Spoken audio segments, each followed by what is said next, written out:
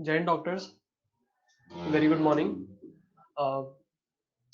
आज अपन online mode में आ चुके हैं और इसमें एक दो चीज़ें मैं इंक्लूड करना चाहूँगा कि जो बच्चे B2 बैच के हैं उनका चैप्टर कंप्लीट हो चुका है। तो अगर आपने चैप्टर पढ़ लिया है तो आप एग्जिट कर सकते हैं, कोई इश्यूज नहीं है। और जिनको वापस से पढ़ना है या रिवीजन के फॉर्म में ही सिर्फ सुनना है तो वो सुन सकते हैं, आप पे डिपेंड करता है। और कुछ-कुछ बच्चों का कुछ-कुछ टॉपिक हो चुके होंगे। बैच मर्ज होने के कारण हुआ ये कि किसी का टॉपिक कुछ हो चुके हैं 1-2 कवर, किसी के 1-2 नहीं हुए हैं कवर। तो अपन कॉमन प्लेटफ़ॉर्म से ही शुरू करेंगे। मैं आज शुरू करूँगा प्रॉपर्टीज़ ऑफ कोलॉइडल सॉल्यूशन और प्रॉपर्टी जो अपन डिस्कस करेंगे वो करेंगे चार्ज ऑन कोलॉइडल पार्टिकल्स। ठीक है? तो चार्ज ऑन कोलॉइडल पार्टिकल्स में अपन आज यहाँ से शुरू करेंगे और चैप्टर भी कंप्लीट करेंगे। तो जिन्होंने ये प्रॉपर्टी पढ़ रखी है तो एक बार सुन लीजिए, ठीक है?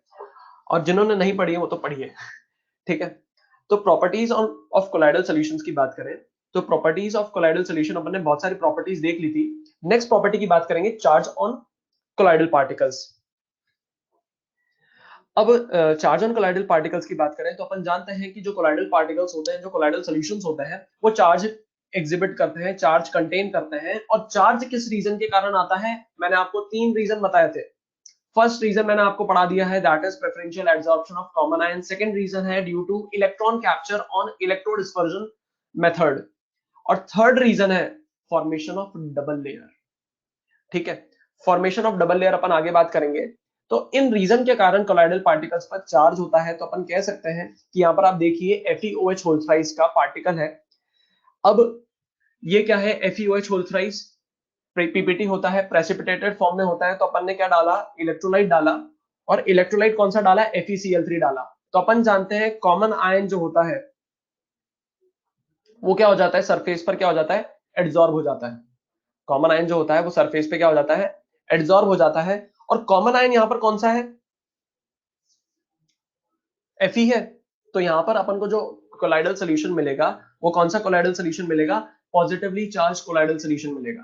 तो पॉजिटिवली चार्ज कोलाइडल सॉल्यूशन अपन को यहां पर ऑब्टेन हो चुका है और क्या बन गया, सॉल्यूशन बन गया। तो चार्ज किसके कारण आया यहां पर, अपन कह सकते हैं due to preferential absorption of common ion. Colloidal solutions always carry an electric charge. The mutual forces of repulsion between similarly charged particles prevent them from aggregating and settling under the action of gravity. This gives stability to the solution. अब यहां पर particle के ऊपर positive charge absorb हो गया, मतलब सभी particles पे कौन सा चार्ज होगा, पॉजिटिव चार्ज होगा।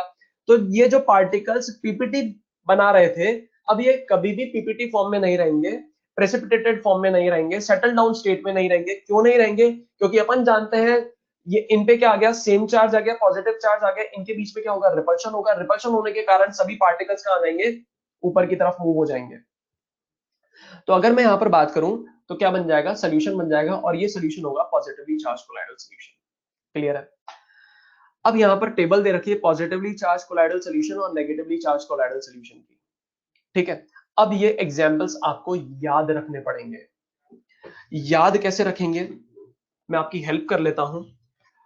पॉजिटिवली चार्ज कोलाइडल सोल्यूशन की आप क्या करें, एग्जांपल्स याद कर लें। नेगेटिवली चार्ज कोलाइडल सोल्यूशन के एग्जांपल्स आपको अपने आप याद हो जाएंगे। अगर पॉजिटिवली चार्ज कोलाइडल सॉल्यूशन की अगर अपन बात करें तो पॉजिटिव चार्ज कोलाइडल सॉल्यूशन में आपको याद क्या रखना है, chromium, aluminium, iron, methylene blue, protein in acidic medium and haemoglobin. बस यही याद रखना है। इनके अलावा जितने भी एग्जांपल्स होंगे वो कौन से हो जाएंगे, नेगेटिवली चार्ज कोलाइडल सॉल्यूशन के हो जाएंगे। अब इनको भी सर कैसे याद रखें, तो इनको याद रखने की मैं यहां पर छोटी सी लाइन लिख रहा हूं, फटाफट आप लिख लीजिएगा क्योंकि मैं यहां से रिमूव कर दूंगा। All female criminals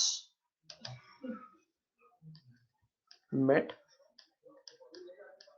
bloody Pandu. ठीक है, अब यहां पर Al का मतलब एल्यूमिनियम, Fe का मतलब आयरन, Cr का मतलब क्रोमियम, ठीक है। Me methylene blue. ब्लडी से दो चीजें समझ में आती है, एक तो होता है हीमोग्लोबिन, दूसरा होता है ब्लड। ब्लड जो होता है वो होता है नेगेटिवली चार्ज कोलाइड, और हीमोग्लोबिन जो होता है वो पॉजिटिव चार्ज कोलाइड होता है। पांडु का मतलब क्या है? पीए। पीए मतलब प्रोटीन इन एसिडिक मीडियम, क्योंकि बेसिक मीडियम में हुआ तो ये हो जाएगा नेगेटिवली चार्ज कोलाइडल सॉल्यूशन, ठीक है। तो इस तरीके से अपन यहां पर ये टेबल याद रख लेंगे, और टेबल भी बहुत इंपॉर्टेंट है क्योंकि क्योंकि एग्जाम में पूछी जा चुकी है एक दो बार, ठीक है। तो यहां पर एक मैंने यहां पर पॉइंट इंक्लूड कर रखा है, blood is a naturally occurring negatively charge colloid but haemoglobin is a positively charge colloid. तो ब्लड जो है वो नेचुरली अकरिंग कोलॉइड है, और कैसा चार्ज है इसका? नेगेटिव चार्ज है। हीमोग्लोबिन का कैसा चार्ज है? पॉजिटिवली चार्ज कोलॉइड होता है, ठीक है।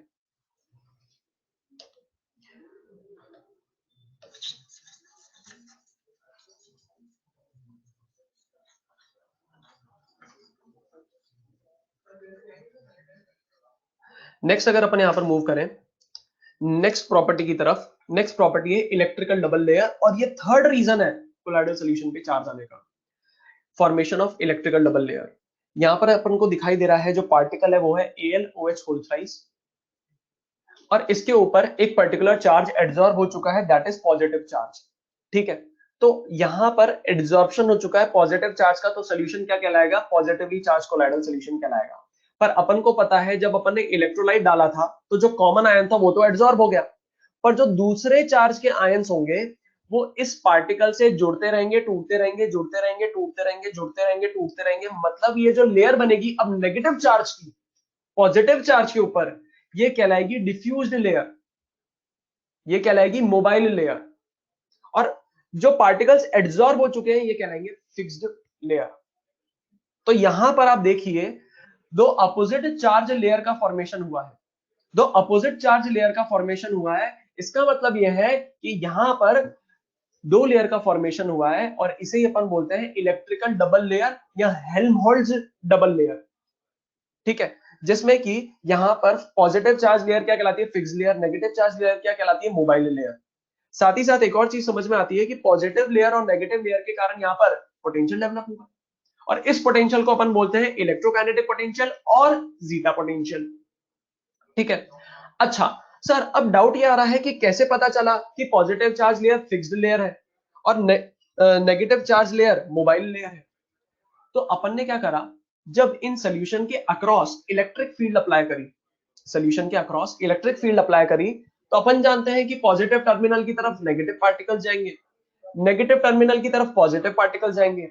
तो इलेक्ट्रिक फील्ड अप्लाई करने पर यह देखा गया कि जो नेगेटिव चार्ज की लेयर है वो तो पॉजिटिव टर्मिनल की तरफ मूव कर गई। अब पॉजिटिव टर्मिनल की तरफ मूव कर गई नेगेटिव चार्ज की लेयर, मतलब ये क्या है? मोबाइल लेयर है, पार्टिकल को छोड़ गई, ठीक है, फिक्स्ड नहीं है पार्टिकल पे।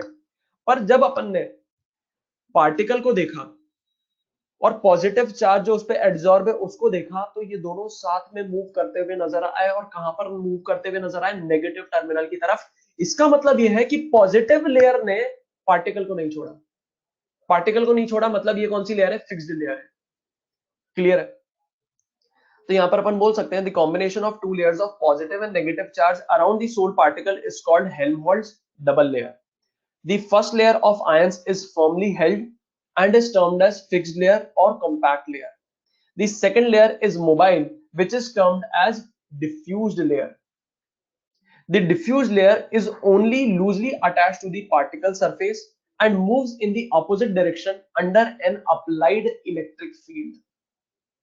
The potential difference between the fixed layer and the diffused layer of opposite charge is called electrokinetic potential or zeta potential. Next अपन बात करेंगे इलेक्ट्रोफोरेसिस की। इलेक्ट्रोफोरेसिस को डायग्राम से समझ लेते हैं। डायग्राम यहां पर दे रखा है, डायग्राम में आपको दिखाई दे रहा है यू शेप्ड ग्लास ट्यूब है, और यू शेप्ड ग्लास ट्यूब के दोनों टर्मिनल्स पर प्लैटिनम इलेक्ट्रोड है। अब यहां पर मैंने क्या करा, इन प्लैटिनम इलेक्ट्रोड्स कि अक्रॉस क्या कर दी, इलेक्ट्रिक फील्ड अप्लाई कर दी। अब इलेक्ट्रिक फील्ड अप्लाई करूंगा तो एक प्लेटिनम इलेक्ट्रोड का टर्मिनल हो जाएगा पॉजिटिव, दूसरा टर्मिनल हो जाएगा नेगेटिव। बाहर से अपन ने फील्ड अप्लाई करी है तो किसकी तरह एक्ट करेगा, इलेक्ट्रोलिटिक सेल की तरह एक्ट करेगा। मतलब यहां पर जो पॉजिटिव टर्मिनल होगा वो कहलाएगा एनोड, नेगेटिव टर्मिनल कहलाएगा कैथोड। यहां पर बहुत दिक्कत आती है, ये जो यहां पर नोटेशन दे रखे हैं बिल्कुल करेक्ट है, बहुत सारे बुक्स में डिफरेंट डिफरेंट नोटेशंस दे रखे हैं, ये जो नोटेशन मैं यहां पर दिखा रहा हूं ये बिल्कुल करेक्ट है। Positive terminal is anode, negative terminal is cathode. अब मैंने क्या करा, रिजर्वॉयर की मदद से इस यू शेप्ड ग्लास ट्यूब में कोलाइडल सॉल्यूशन फिल कर दिया और यहां पर मैंने स्टॉप कॉक लगा दी। अब हुआ ये कि सॉल्यूशन इस यू शेप्ड ग्लास ट्यूब में आ चुका है। अक्रॉस मैंने दोनों प्लेटिनम इलेक्ट्रोड्स के अक्रॉस मैंने इलेक्ट्रिक फील्ड अप्लाई कर दी। तो अपन जानते हैं कोलाइडल सॉल्यूशन पे चार्ज होता है, कोलाइडल सॉल्यूशन पे चार्ज होगा तो कोलाइडल सॉल्यूशन पे या तो पॉजिटिव चार्ज एब्जॉर्ब होगा या नेगेटिव चार्ज एब्जॉर्ब होगा। अगर पॉजिटिव चार्ज एब्जॉर्ब है तो मूव करेगा नेगेटिव टर्मिनल की तरफ, नेगेटिव चार्ज एब्जॉर्ब है तो मूव करेगा पॉजिटिव टर्मिनल की तरफ। अब आप मुझे खुद जवाब दीजिए डायग्राम को देखकर, ये जो पार्टिकल्स हैं ये मूव कर रहे हैं एनोड की तरफ, तो ये पार्टिकल्स कौन से चार्ज होंगे, नेगेटिव चार्ज या पॉजिटिव चार्ज? ये पार्टिकल्स जो होंगे इन्होंने नेगेटिव चार्ज अपने सरफेस पर एब्जॉर्ब कर रखा होगा, इसीलिए किधर मूव कर रहे हैं, एनोड की तरफ मूव कर रहे हैं। और एक ऐसा टाइम आएगा, ध्यान से सुनना, एक ऐसा टाइम आएगा जब ये सभी पार्टिकल्स एनोड वाले प्लेटिनम इलेक्ट्रोड पे क्या हो जाएंगे, डिपॉजिट हो जाएंगे और अपना चार्ज डिस्चार्ज कर देंगे। डिपॉजिट होने के बाद क्या कर देंगे, अपना चार्ज क्या कर देंगे, डिस्चार्ज कर देंगे। डिस्चार्ज होने के दो मतलब है यहाँ पर, एक तो होता है मतलब कि न्यूट्रल होना, चार्ज था डिस्चार्ज हो गया, न्यूट्रल हो गया। दूसरा डिस्चार्ज का मतलब होता है डिपॉजिट करना। तो ये सभी पार्टिकल्स क्या करेंगे, प्लेटिनम इलेक्ट्रोड पे आके अपना चार्ज जो है वो क्या कर देंगे, डिपॉजिट कर देंगे। ठीक है, अपना चार्ज जो एब्जॉर्ब कर रखा है उन्होंने वो क्या कर देंगे, डिपॉजिट कर देंगे। अब आप मुझे बताइए कि जब ये सभी पार्टिकल्स अपना चार्ज इस इलेक्ट्रोड पे डिपॉजिट कर देंगे तो ये सभी पार्टिकल्स चार्ज्ड या न्यूट्रल? चार्ज डिपॉजिट करने के बाद ये सभी पार्टिकल्स क्या हो जाएंगे, न्यूट्रल हो जाएंगे। और ये सभी पार्टिकल्स न्यूट्रल हो गए तो मुझे पता है कोई भी अब सॉल्यूशन में ऐसी फोर्स नहीं रही होगी जो इन पार्टिकल्स को सॉल्यूशन में रोक सके। ये सभी पार्टिकल्स कहां जाएंगे, सेटल डाउन हो जाएंगे और क्या बना देंगे, प्रेसिपिटेट बना देंगे। ठीक है, तो इलेक्ट्रोफोरेसिस में ये कुछ ऐसी वर्किंग होती है। अगर पार्टिकल्स एनोड की तरफ मूव कर रहे हैं तो इसको बोलते हैं एनाफोरेसिस, अगर पार्टिकल्स कैथोड की तरफ मूव करते हैं तो बोलते हैं कैटाफोरेसिस। यहां पर पार्टिकल्स एनोड की तरफ मूव कर रहे हैं तो इन्हें बोलेंगे अपन एनाफोरेसिस। साथ ही साथ इलेक्ट्रोफोरेसिस एक बहुत ही इंपॉर्टेंट प्रॉपर्टी इसलिए बन जाती है क्योंकि ये एक्सपेरिमेंटली प्रूफ प्रोवाइड करा रही है कि कोलाइडल सॉल्यूशंस चार्ज कैरी करते हैं। एक्सपेरिमेंटल प्रूफ देती है कि कोलाइडल सॉल्यूशंस चार्ज एग्जिबिट करते हैं। अब थ्योरी रीड कर लेते हैं, अपने समझ तो सब लिया है। If electric potential is applied across platinum electrodes dipped in a colloidal solution, the colloidal particles move towards one or the other electrode due to charge on them. The movement of soul particles under an applied electric potential is called electrophoresis. Depending upon the direction of movement of particles towards cathode or anode, electrophoresis can be called cataphoresis or anaphoresis. Electrophoresis provides an experimental proof to show that the colloidal particles are charged particles. Clear है? Next property है electroosmosis. अगर मैं बात करूं electrophoresis की तो electrophoresis में move कौन हो रहा था, डीपी हो रहा था या डीएम हो रहा था? इलेक्ट्रोफोरेसिस में डीपी पार्टिकल्स मूव हो रहे थे। अब अगर मैं बात करूं इलेक्ट्रोऑस्मोसिस की तो इलेक्ट्रोऑस्मोसिस नाम से समझ में आ रहा है, ऑस्मोसिस वर्ड है, तो यहां पर डीपी या डीएम कौन मूव होगा, डीएम मूव होगा। तो बस यही डिफरेंस होता है। और डीएम क्यों मूव होगा इलेक्ट्रिक पोटेंशियल अप्लाई करने पर, आप याद करो, जैसे ही अपन ने इलेक्ट्रोलाइट डाला, इलेक्ट्रोलाइट दो आयन फर्निश करेगा, पॉजिटिव और नेगेटिव। एक आयन तो इस पर एब्जॉर्ब हो जाएगा जो कि कॉमन आयन होगा, तो जो दूसरा आयन्स होंगे वो सॉल्यूशन में या डीएम में मूव करते रहेंगे। तो डीएम भी क्या है, चार्ज है, और डीएम पर जो चार्ज है वो अपोजिट चार्ज है with respect to DP particle. अगर डीपी पार्टिकल पे पॉजिटिव चार्ज है तो डीएम कैसा होगा, नेगेटिव चार्ज होगा। पर सॉल्यूशन क्या कहलाएगा, पॉजिटिव चार्ज कहलाएगा, क्योंकि चार्ज कौन सा एड्सॉर्ब हुआ है? पॉजिटिव। ठीक है, तो अपन कह सकते हैं डीएम चार्ज पार्टिकल्स होते हैं, तो इलेक्ट्रिक पोटेंशियल अप्लाई करने पर डीएम का मूवमेंट जब होता है तो उस प्रॉपर्टी को बोलते हैं इलेक्ट्रोऑस्मोसिस। अब यहां पर डीएम का जो मूवमेंट होता है वो प्लाज्मा मेम्ब्रेन के थ्रू होता है, क्योंकि प्लाज्मा मेम्ब्रेन के थ्रू डीएम पार्टिकल्स तो मूव कर जाएंगे पर डीपी पार्टिकल्स का मूवमेंट नहीं होता है।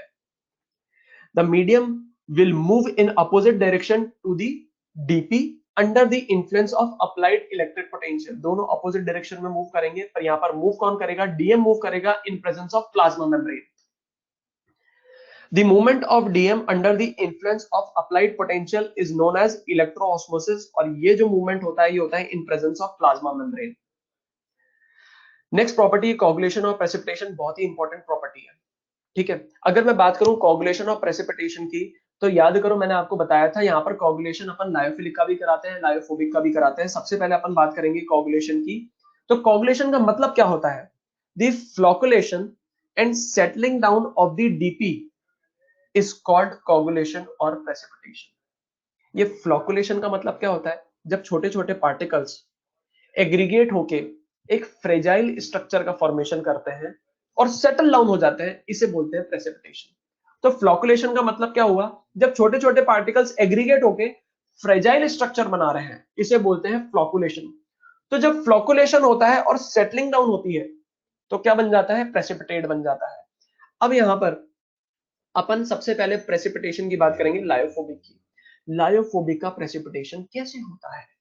ध्यान से सुनना। अब अगर मैं बात करूं लायोफोबिक की, तो अपन जानते हैं लायोफोबिक मोर स्टेबल या less stable? Lyophobic less stable होता है। ठीक है, लायोफोबिक क्या होते हैं? लेस स्टेबल होते हैं। इसका मतलब यह है कि अगर मैं स्मॉल अमाउंट में इलेक्ट्रोलाइट डालूंगा, स्मॉल अमाउंट में इंप्योरिटी डालूंगा, तो ये क्या हो जाएंगे? प्रेसिपिटेट हो जाएंगे। लेस स्टेबल है, स्मॉल अमाउंट में इंप्योरिटी डाली तो क्या हो जाएंगे? पीपीटी बना देंगे। अब यहां पर इंप्योरिटी किस फॉर्म में डालते हैं अपन? इलेक्ट्रोलाइट के फॉर्म में। तो क्या बन जाएगा? इनका प्रेसिपिटेशन हो जाएगा। कैसे होगा इसको समझना, मैंने पहले भी बताया था, वापस से समझा रहा हूं। बीकर्स अपन ने लिए थे, लायोफोबिक सॉल्यूशन का प्रिपरेशन कर रहे हैं, तो जब अपन डीएम में डीपी पार्टिकल्स डालेंगे तो डीपी और डीएम के बीच में अट्रैक्शन नहीं है, सभी पार्टिकल्स सेटल डाउन हो जाएंगे और बन जाएगा प्रेसिपिटेट। अब इसको सॉल्यूशन बनाने के लिए स्पेशल मेथड कैरी आउट कराएंगे। स्पेशल मेथड कैरी आउट कराने के बहुत सारे मेथड्स अपन ने पढ़े थे। एक पढ़ा था अपन ने mechanical dispersion method, electro dispersion method, peptization. तो अपन ने क्या कराया? पेप्टाइजेशन कराया, मतलब एक अपन ने यहाँ पर इलेक्ट्रोलाइट डाला। इलेक्ट्रोलाइट दो आयन निकालेगा, पर कौन सा चार्ज एड्सॉर्ब होगा? कौन से आयन्स एड्सॉर्ब होंगे? जो कि कॉमन आयन होंगे। तो कॉमन आयन तो क्या हो गए? एड्सॉर्ब हो गए।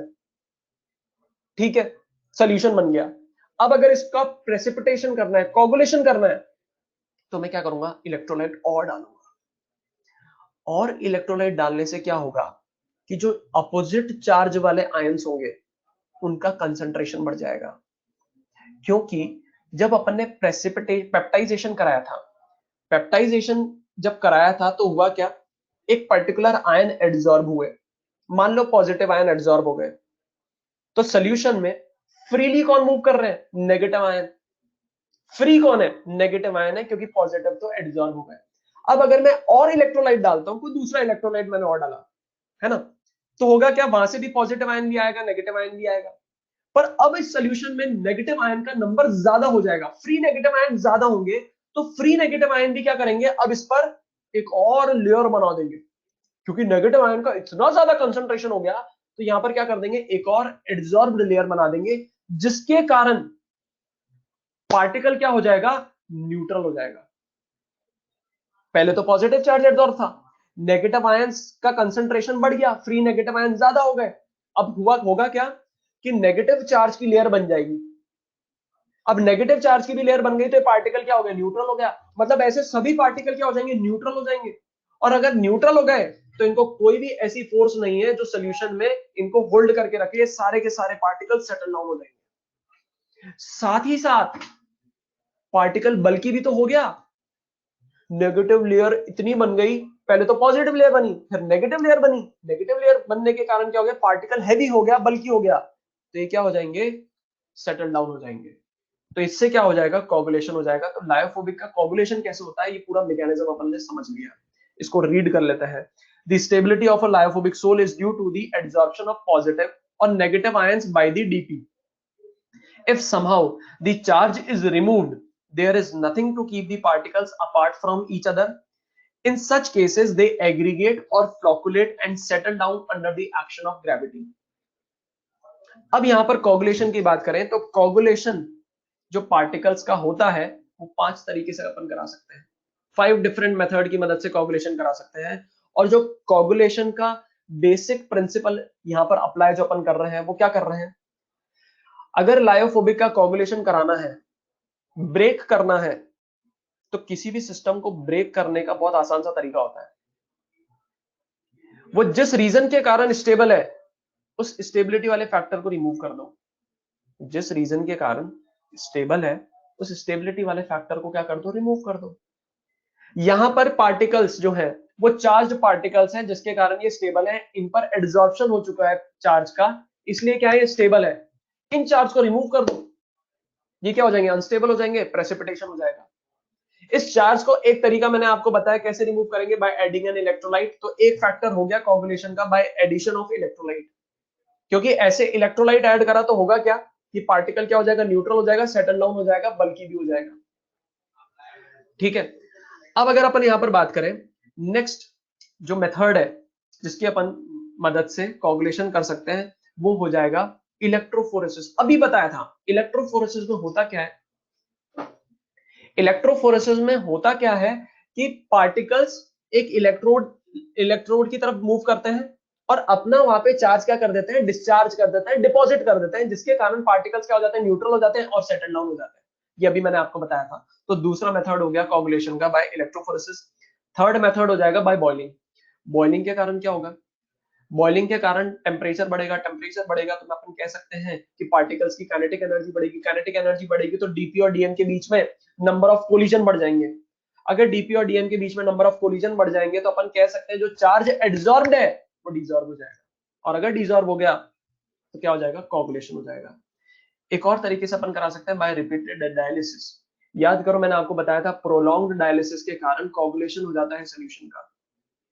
प्रोलॉन्ग डायलिसिस मतलब अगर मैं ज्यादा देर तक फास्ट फ्लोइंग वाटर पास करा रहा हूं, बहुत लंबे समय तक फास्ट फ्लोइंग वाटर पास कराऊंगा, तो फास्ट फ्लोइंग वाटर क्या करेगा, इस पार्टिकल को क्या करेगा, बार बार हिट करता रहेगा.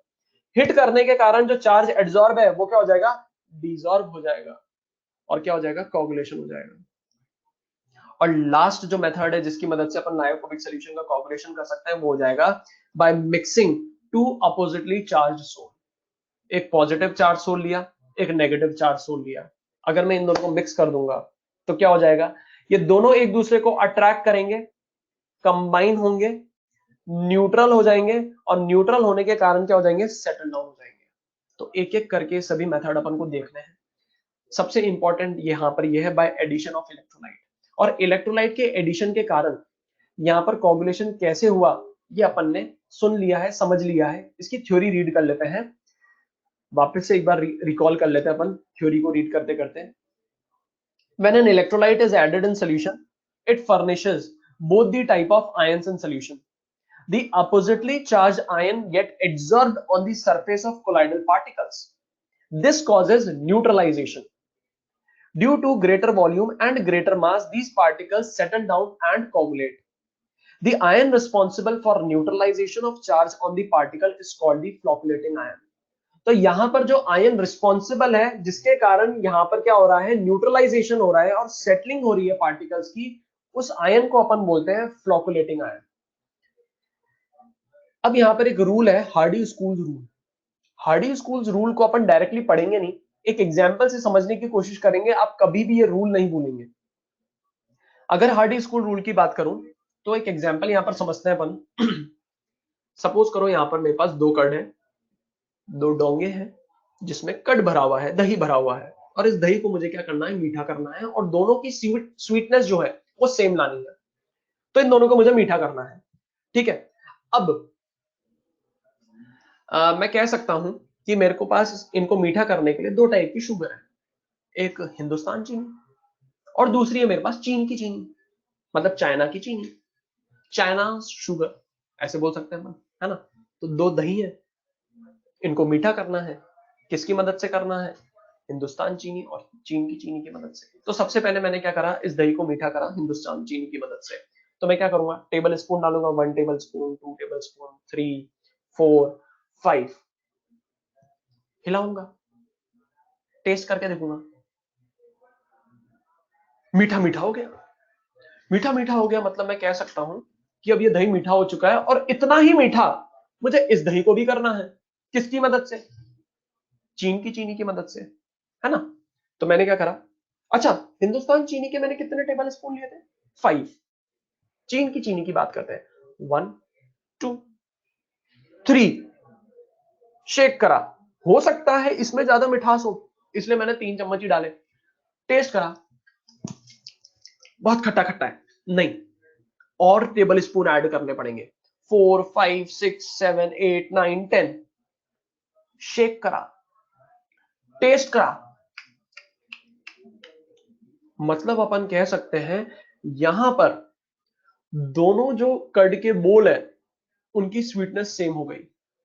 ठीक है, हिंदुस्तान चीनी की बात करें तो अपन ने यहां पर 5 टेबल स्पून लिए, चीन की चीनी की बात करें तो यहां पर अपन ने 10 टेबल स्पून लिए। मुझे एक छोटी सी बात आप बता दीजिए अब एग्जाम्पल सुनने के बाद, किस चीनी की पावर ज्यादा, किसकी पावर ज्यादा होगी, हिंदुस्तान चीनी की या चीन की चीनी की? हिंदुस्तान चीनी की पावर ज्यादा होगी। क्यों? क्योंकि अपन जानते हैं कम अमाउंट में जो ज्यादा इफेक्ट देता है उसकी पावर ज्यादा होती है। कम अमाउंट में जो ज्यादा इफेक्ट देता है उसकी पावर ज्यादा होती है। कम अमाउंट अपन ने किसका लिया, हिंदुस्तान चीनी का, तो इसकी पावर क्या होगी, ज्यादा होगी। और यही हार्डी स्कूल्स रूल है। अब हार्डी स्कूल्स रूल का भी मैं नहीं बताऊंगा, एग्जाम्पल से क्वेश्चन सॉल्व करेंगे फिर हार्डी स्कूल्स रूल की बात करेंगे। For the precipitation of AS2S3 sol, अब याद करो मैंने यहां पर अभी आपको एग्जांपल्स बताए थे पॉजिटिव चार्ज और नेगेटिव चार्ज कोलाइडल सॉल्यूशंस के। अब पॉजिटिव चार्ज की बात करें, all female criminals met bloody plant Pandu में, यहां पर कहीं भी AS का जिक्र नहीं है, मतलब ये नेगेटिवली चार्ज कोलाइडल सॉल्यूशन होगा। अब इनको प्रेसिपिटेट कौन करेगा, नेगेटिवली चार्ज सॉल्यूशन है, इसको प्रेसिपिटेट कौन करेगा, पॉजिटिव पार्टिकल्स। पॉजिटिव पार्टिकल्स यहां पर लिए गए Al3+, Ba2+ एंड Na+। ठीक है, अच्छा अब अगर मैं यहां पर बात करूं, इनमें से तीनों आयन में से पावर किसकी ज्यादा होगी, अब इसको समझना ध्यान से, है ना। अगर मैं बात करूं एक एल्यूमिनियम आयन की, तो एक एल्यूमिनियम पर कितना चार्ज है, +3 चार्ज है, मतलब मैं कह सकता हूं 1 ion of aluminium can neutralise simultaneously 3 negative particles. मतलब एक एल्यूमिनियम आयन 3 पार्टिकल को न्यूट्रलाइज कर रहा है, तो मैं कह सकता हूं 2 एल्यूमिनियम आयन जो होंगे वो कुल मिलाकर 6 पार्टिकल्स को न्यूट्रलाइज करेंगे। अच्छा मुझे एक बात बताओ, Ba2+ की बात करें, Ba2+ के केस में एक Ba आयन 2 पार्टिकल्स को न्यूट्रलाइज करेगा। तो आप मुझे बताइए 3Ba+2 के आयंस लेता हूं मैं, तो ये कितने पार्टिकल्स को न्यूट्रलाइज करेंगे, एक करेगा, 2 को, तो 3 करेंगे, 6 पार्टिकल्स को। अच्छा Na+ की बात करें तो Na+ का एक आयन एक पार्टिकल को न्यूट्रलाइज करता है, तो ऐसे 6 आयन कितने पार्टिकल को न्यूट्रलाइज करेंगे, 6 को। अब आप मुझे खुद देखकर बताइए इस डेटा को, एक लाइन अपन ने यहां पर कंक्लूड करी थी, कम अमाउंट में जो ज्यादा इफेक्ट दे उसकी पावर ज्यादा। तो इन तीनों में से पावर किसकी ज्यादा है, सबसे ज्यादा पावरफुल होगा एल्यूमिनियम, उससे कम पावर होगी Ba की, और सबसे कम पावर होगी Na की। तो यहां पर देखिए ऑर्डर भी यही दे रखा है, सबसे ज्यादा पावरफुल एल्यूमिनियम, उससे कम Ba और सबसे कम Na+। अब रूल पढ़ लेते हैं, रूल बिना पढ़े अपन ने क्वेश्चन सॉल्व करा, अब रूल पढ़ लेते हैं।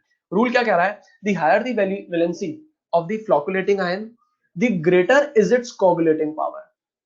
फ्लोकुलेटिंग आयन कौन होता है, जो न्यूट्रलाइजेशन प्रोवाइड कराता है, जो सोल पार्टिकल्स को न्यूट्रलाइज करता है। तो यहां पर इस एग्जांपल में फ्लोकुलेटिंग आयन कौन हो जाएंगे, Al3+, Ba2+ और Na+। तो रूल कह रहा है कि जिस फ्लोकुलेटिंग आयन की वैलेंसी ज्यादा होगी उसकी पावर भी ज्यादा होगी, उसके कोगुलेट करने की पावर, प्रेसिपिटेट करने की पावर भी क्या होगी, ज्यादा होगी, और समझ में भी आता है। ठीक है, नेक्स्ट एग्जांपल की बात करते हैं, for precipitating FeOH whole thrice sol, all female, Fe आ गया मतलब पॉजिटिवली चार्ज कोलाइडल सॉल्यूशन है, the precipitating power of FeCN6-3 SO4 2- and Cl- ions in the order. अब अपन को यहाँ पर प्रेसिपिटेटिंग पावर बतानी है सभी की, अब इतना लंबा प्रोसीजर नहीं फॉलो करेंगे, अपन बस थोड़ा सा दिमाग लगाएंगे। एक FeCN6 का आयन कितने पार्टिकल को न्यूट्रलाइज करेगा? 3 को। एक SO4 2- का आयन कितने पार्टिकल को न्यूट्रलाइज करेगा? 2 को। एक Cl- का आयन कितने पार्टिकल को न्यूट्रलाइज करेगा? 1 को। तो कम अमाउंट में ज्यादा इफेक्ट कौन दे रहा है? FeCN6-3। उससे कम पावर किसकी होगी? SO4 2- की। और सबसे कम पावर किसकी होगी? Cl- की। तो यही ऑर्डर दे रखा है। क्लियर है सभी को? ठीक है। अच्छा, अब यहां पर एक टर्म आती है फ्लोकुलेशन वैल्यू। फ्लोकुलेशन वैल्यू का मतलब क्या होता है, इसको समझ लेते हैं, है ना? अच्छा, डेफिनेशन एक बार पढ़ लेते हैं, क्योंकि डेफिनेशन पढ़ेंगे कुछ समझ में नहीं आएगा, डायग्राम से ही समझना पड़ेगा। डेफिनेशन क्या कह रही है, एक बार फॉर्मेलिटी कर लेते हैं पढ़ने की। The minimum concentration of an electrolyte in millimoles required to cause precipitation of 1 liter sol in 2 hours is called flocculation value. कुछ समझ में नहीं आया, डायग्राम से समझेंगे अपन। एक डायग्राम यहां पर बना देते हैं। ये आपको बीकर नजर आ रहा होगा। इस बीकर में मैंने कोलाइडल सॉल्यूशन डाल दिया, ठीक है। अब इस कोलाइडल सॉल्यूशन का मुझे क्या कराना है? कोगुलेशन कराना है, प्रेसिपिटेशन कराना है। किसकी मदद से कराएंगे? इलेक्ट्रोलाइट की मदद से कराएंगे। तो ये जो कोलाइडल सॉल्यूशन मैंने लिया है, इसका वॉल्यूम है 1 लीटर, और इसको मुझे 2 आवर्स में क्या करना है? कोगुलेट करना है। तो फ्लोकुलेशन वैल्यू क्या होती है? इलेक्ट्रोलाइट का वो मिनिमम कंसंट्रेशन मिलीमोल्स में, इलेक्ट्रोलाइट का वो मिनिमम कंसंट्रेशन मिलीमोल्स में जिसकी मदद से 1 लीटर कोलाइडल सॉल्यूशन 2 घंटे में प्रेसिपिटेट हो जाए, उसे बोलते हैं कोगुलेशन वैल्यू या फ्लोकुलेशन वैल्यू। तो जितना मिलीमोल्स में अपन इलेक्ट्रोलाइट यूज कर रहे हैं ताकि इसका प्रेसिपिटेशन हो जाए, उसे क्या बोलेंगे? कोगुलेशन वैल्यू या फ्लोकुलेशन वैल्यू। सपोज करो मैंने मिलीमोल्स लिए 10, तो फ्लोकुलेशन वैल्यू हो जाएगी 10। ठीक है। तो यहां पर डेफिनेशन क्या कह रही है? जितना मिलीमोल्स अपन इलेक्ट्रोलाइट का लें ताकि 1 लीटर सोल्यूशन का 2 घंटे में प्रेसिपिटेशन हो जाए, उसे बोलते हैं फ्लोकुलेशन वैल्यू। मान लो मेरे पास यहां पर 2 टाइप के इलेक्ट्रोलाइट है, ए और बी। 2 इलेक्ट्रोलाइट है मेरे पास, ए और बी। ए इलेक्ट्रोलाइट की मदद से मैं क्या कर पा रहा हूं? कोगुलेशन कर पा रहा हूं। और मैंने यहां पर ए इलेक्ट्रोलाइट के कितने मोल्स लिए? मान लो मैंने मोल्स लिए 0.1 मोल। तो मिलीमोल्स कितने हो जाएंगे? 1000 से मल्टीप्लाई कर दें। मोल कितने लिए? 0.1 मोल। तो मिलीमोल्स कितने हो जाएंगे? 1000 से मल्टीप्लाई करेंगे तो कितना हो जाएगा? 100 मिलीमोल। ठीक है। तो इसका मतलब क्या है कि 1 लीटर सोल्यूशन का 2 घंटे में मैं प्रेसिपिटेशन कर रहा हूं ए इलेक्ट्रोलाइट की मदद से। और ए इलेक्ट्रोलाइट का मैंने कितना अमाउंट यूज करा प्रेसिपिटेशन में? 100 मिलीमोल्स। मतलब ए इलेक्ट्रोलाइट के 100 मिलीमोल की मदद से 1 लीटर सोल्यूशन 2 घंटे में प्रेसिपिटेट हो रहा है। इसका मतलब यह है कि ए इलेक्ट्रोलाइट की फ्लोकुलेशन वैल्यू कितनी हो गई? 100 हो गई। जितना मिलीमोल ले रहा हूं उतनी फ्लोकुलेशन वैल्यू। ठीक है। अब आप मुझे बी इलेक्ट्रोलाइट का पता लगाना। बी इलेक्ट्रोलाइट के मैंने लिए 50 मिलीमोल। तो बी के 50 मिलीमोल के कारण 1 लीटर सोल्यूशन 2 घंटे में प्रेसिपिटेट हो रहा है। तो फटाफट मुझे बताओ बी की फ्लोकुलेशन वैल्यू क्या होगी? बी की फ्लोकुलेशन वैल्यू हो जाएगी 50। जितना मिलीमोल लिया उतनी फ्लोकुलेशन वैल्यू। तो एक और छोटे से क्वेश्चन का जवाब दे दो, ए की पावर ज्यादा या बी की पावर ज्यादा? फटाफट, ए की पावर ज्यादा या बी की पावर ज्यादा? अभी मैंने बताया था कम अमाउंट में जो ज्यादा इफेक्ट दे उसकी पावर ज्यादा होती है, बी की पावर ज्यादा होगी। तो यहां पर जो भी आपने चीज बताई, बिल्कुल सभी के सही आंसर आ रहे हैं, सबने बी भी दिया है answer. The smaller the flocculating value the higher will be the coagulating power of the ion. मतलब जिसकी फ्लोकुलेशन वैल्यू कम होगी उसकी पावर क्या होगी? ज्यादा होगी। अब अगर अपन बात करें लायोफोबिक सॉल्यूशन का कोगुलेशन कराना है, तो एक मेथड देख लिया बाय एडिशन ऑफ इलेक्ट्रोलाइट। दूसरा मेथड बाय इलेक्ट्रोफोरेसिस, बता चुका हूं मैं आपको। During electrophoresis, the charged soul particles migrate towards the electrode of opposite sign, where they deposit their charge and then gets coagulated. Next method है by mixing two oppositely charged soul. इसके बारे में मैंने आपको समझा दिया है। The coagulation of two souls of opposite charge can be affected by mixing them. Example क्या हो जाएगा? FeOH whole thrice और आर्सेनिक सल्फाइड का मैंने सोल्यूशन लिया, एक है पॉजिटिवली चार्ज कोलाइडल सोल्यूशन, दूसरा है नेगेटिवली चार्ज कोलाइडल सोल्यूशन। दोनों को अगर मैं मिक्स करूंगा तो क्या होंगे, ये दोनों एक दूसरे को न्यूट्रलाइज करेंगे। न्यूट्रलाइज करने के साथ साथ पॉजिटिव और नेगेटिव एक दूसरे को क्या करेंगे, अट्रैक्ट करेंगे, और क्या हो जाएगा, ये सेटल डाउन हो जाएंगे, ठीक है, कोगुलेट हो जाएंगे, प्रेसिपिटेट हो जाएंगे। नेक्स्ट मेथड है लायोफोबिक सोल को कोगुलेट करने का, प्रेसिपिटेट करने का, by boiling. Sol such as sulphur and silver halides dispersed in water gets coagulated when boiled due to increased collisions between soil particles and water molecules, which removes the adsorbed charge layer from the soil and therefore the soil particles settle down. Boiling कराने के कारण क्या होता है, temperature बढ़ा, number of collisions बढ़ गए, number of collisions बढ़ गए, तो जो चार्ज एड्सॉर्ब्ड है पार्टिकल्स पर वो क्या हो जाता है, डिसॉर्ब हो जाता है, और पार्टिकल क्या हो गया, न्यूट्रल हो गया और सेटल डाउन हो जाता है। नेक्स्ट है बाय रिपीटेड डायलिसिस, ये भी मैंने आपको बता दिया था, रीड कर लेते हैं। When dialysis is repeated again and again then colloidal solution gets coagulated. अब अपन बात करेंगे प्रेसिपिटेशन और कोगुलेशन की फॉर लायोफिलिक सोल। अब अगर मैं बात करूं लायोफिलिक सोल के कोगुलेशन की, तो फटाफट मुझे जवाब दो, लायोफिलिक सोल की अगर अपन बात कर रहे हैं तो ये मोर स्टेबल या लेस स्टेबल? अपन जानते हैं मोर स्टेबल होता है, मोर स्टेबल होते हैं, और इनको अपन को क्या करना है, कोगुलेट करना है, कोगुलेट कराना है लायोफिलिक सोल को। तो मैं कह सकता हूं जिस रीजन के कारण ये स्टेबल है उस रीजन को मैं रिमूव कर दूं तो ये अपने आप ही अनस्टेबल हो जाएंगे।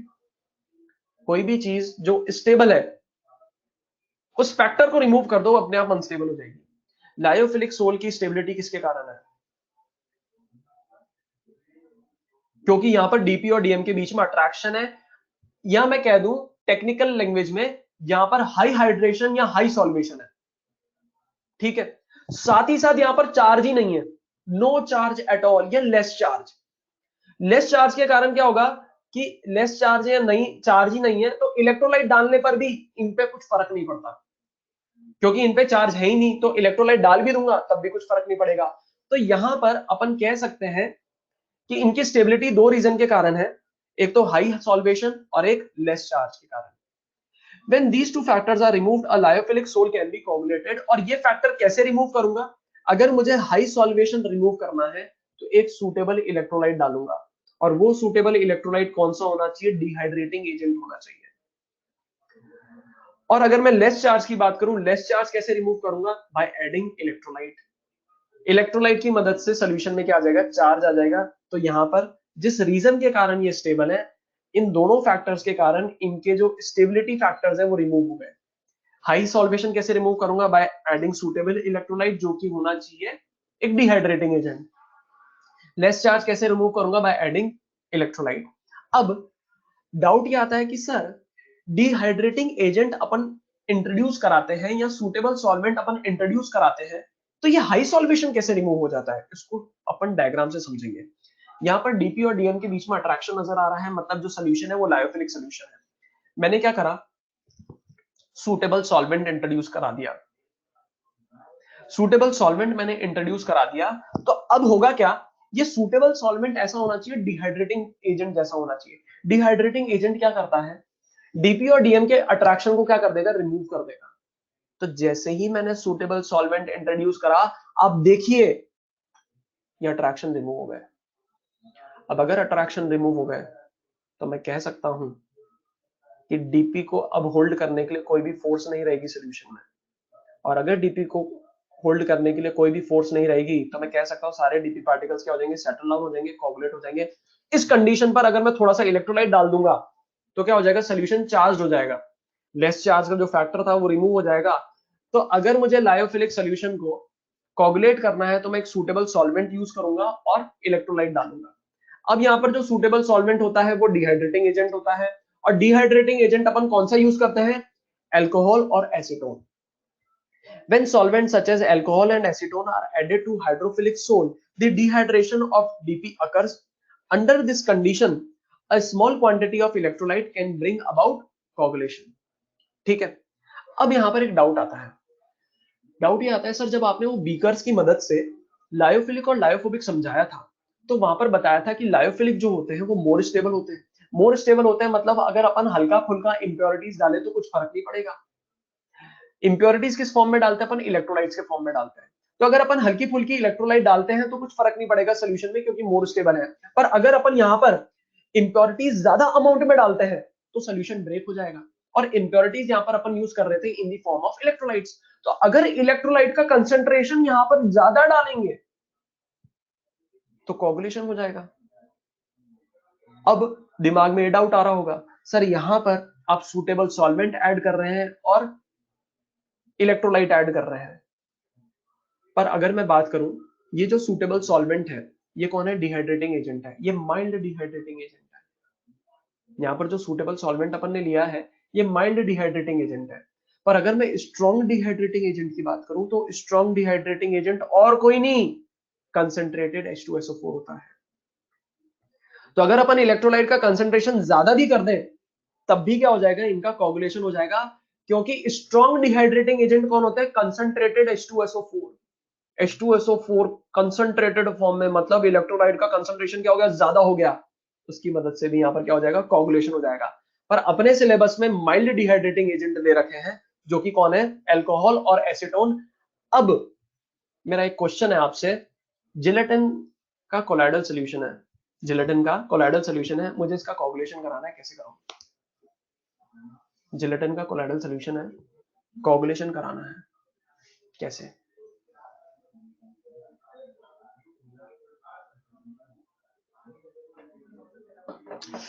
मजा आ गया, बिल्कुल सही आंसर आ रहे हैं आपके, अल्कोहल और एसीटोन डाल के।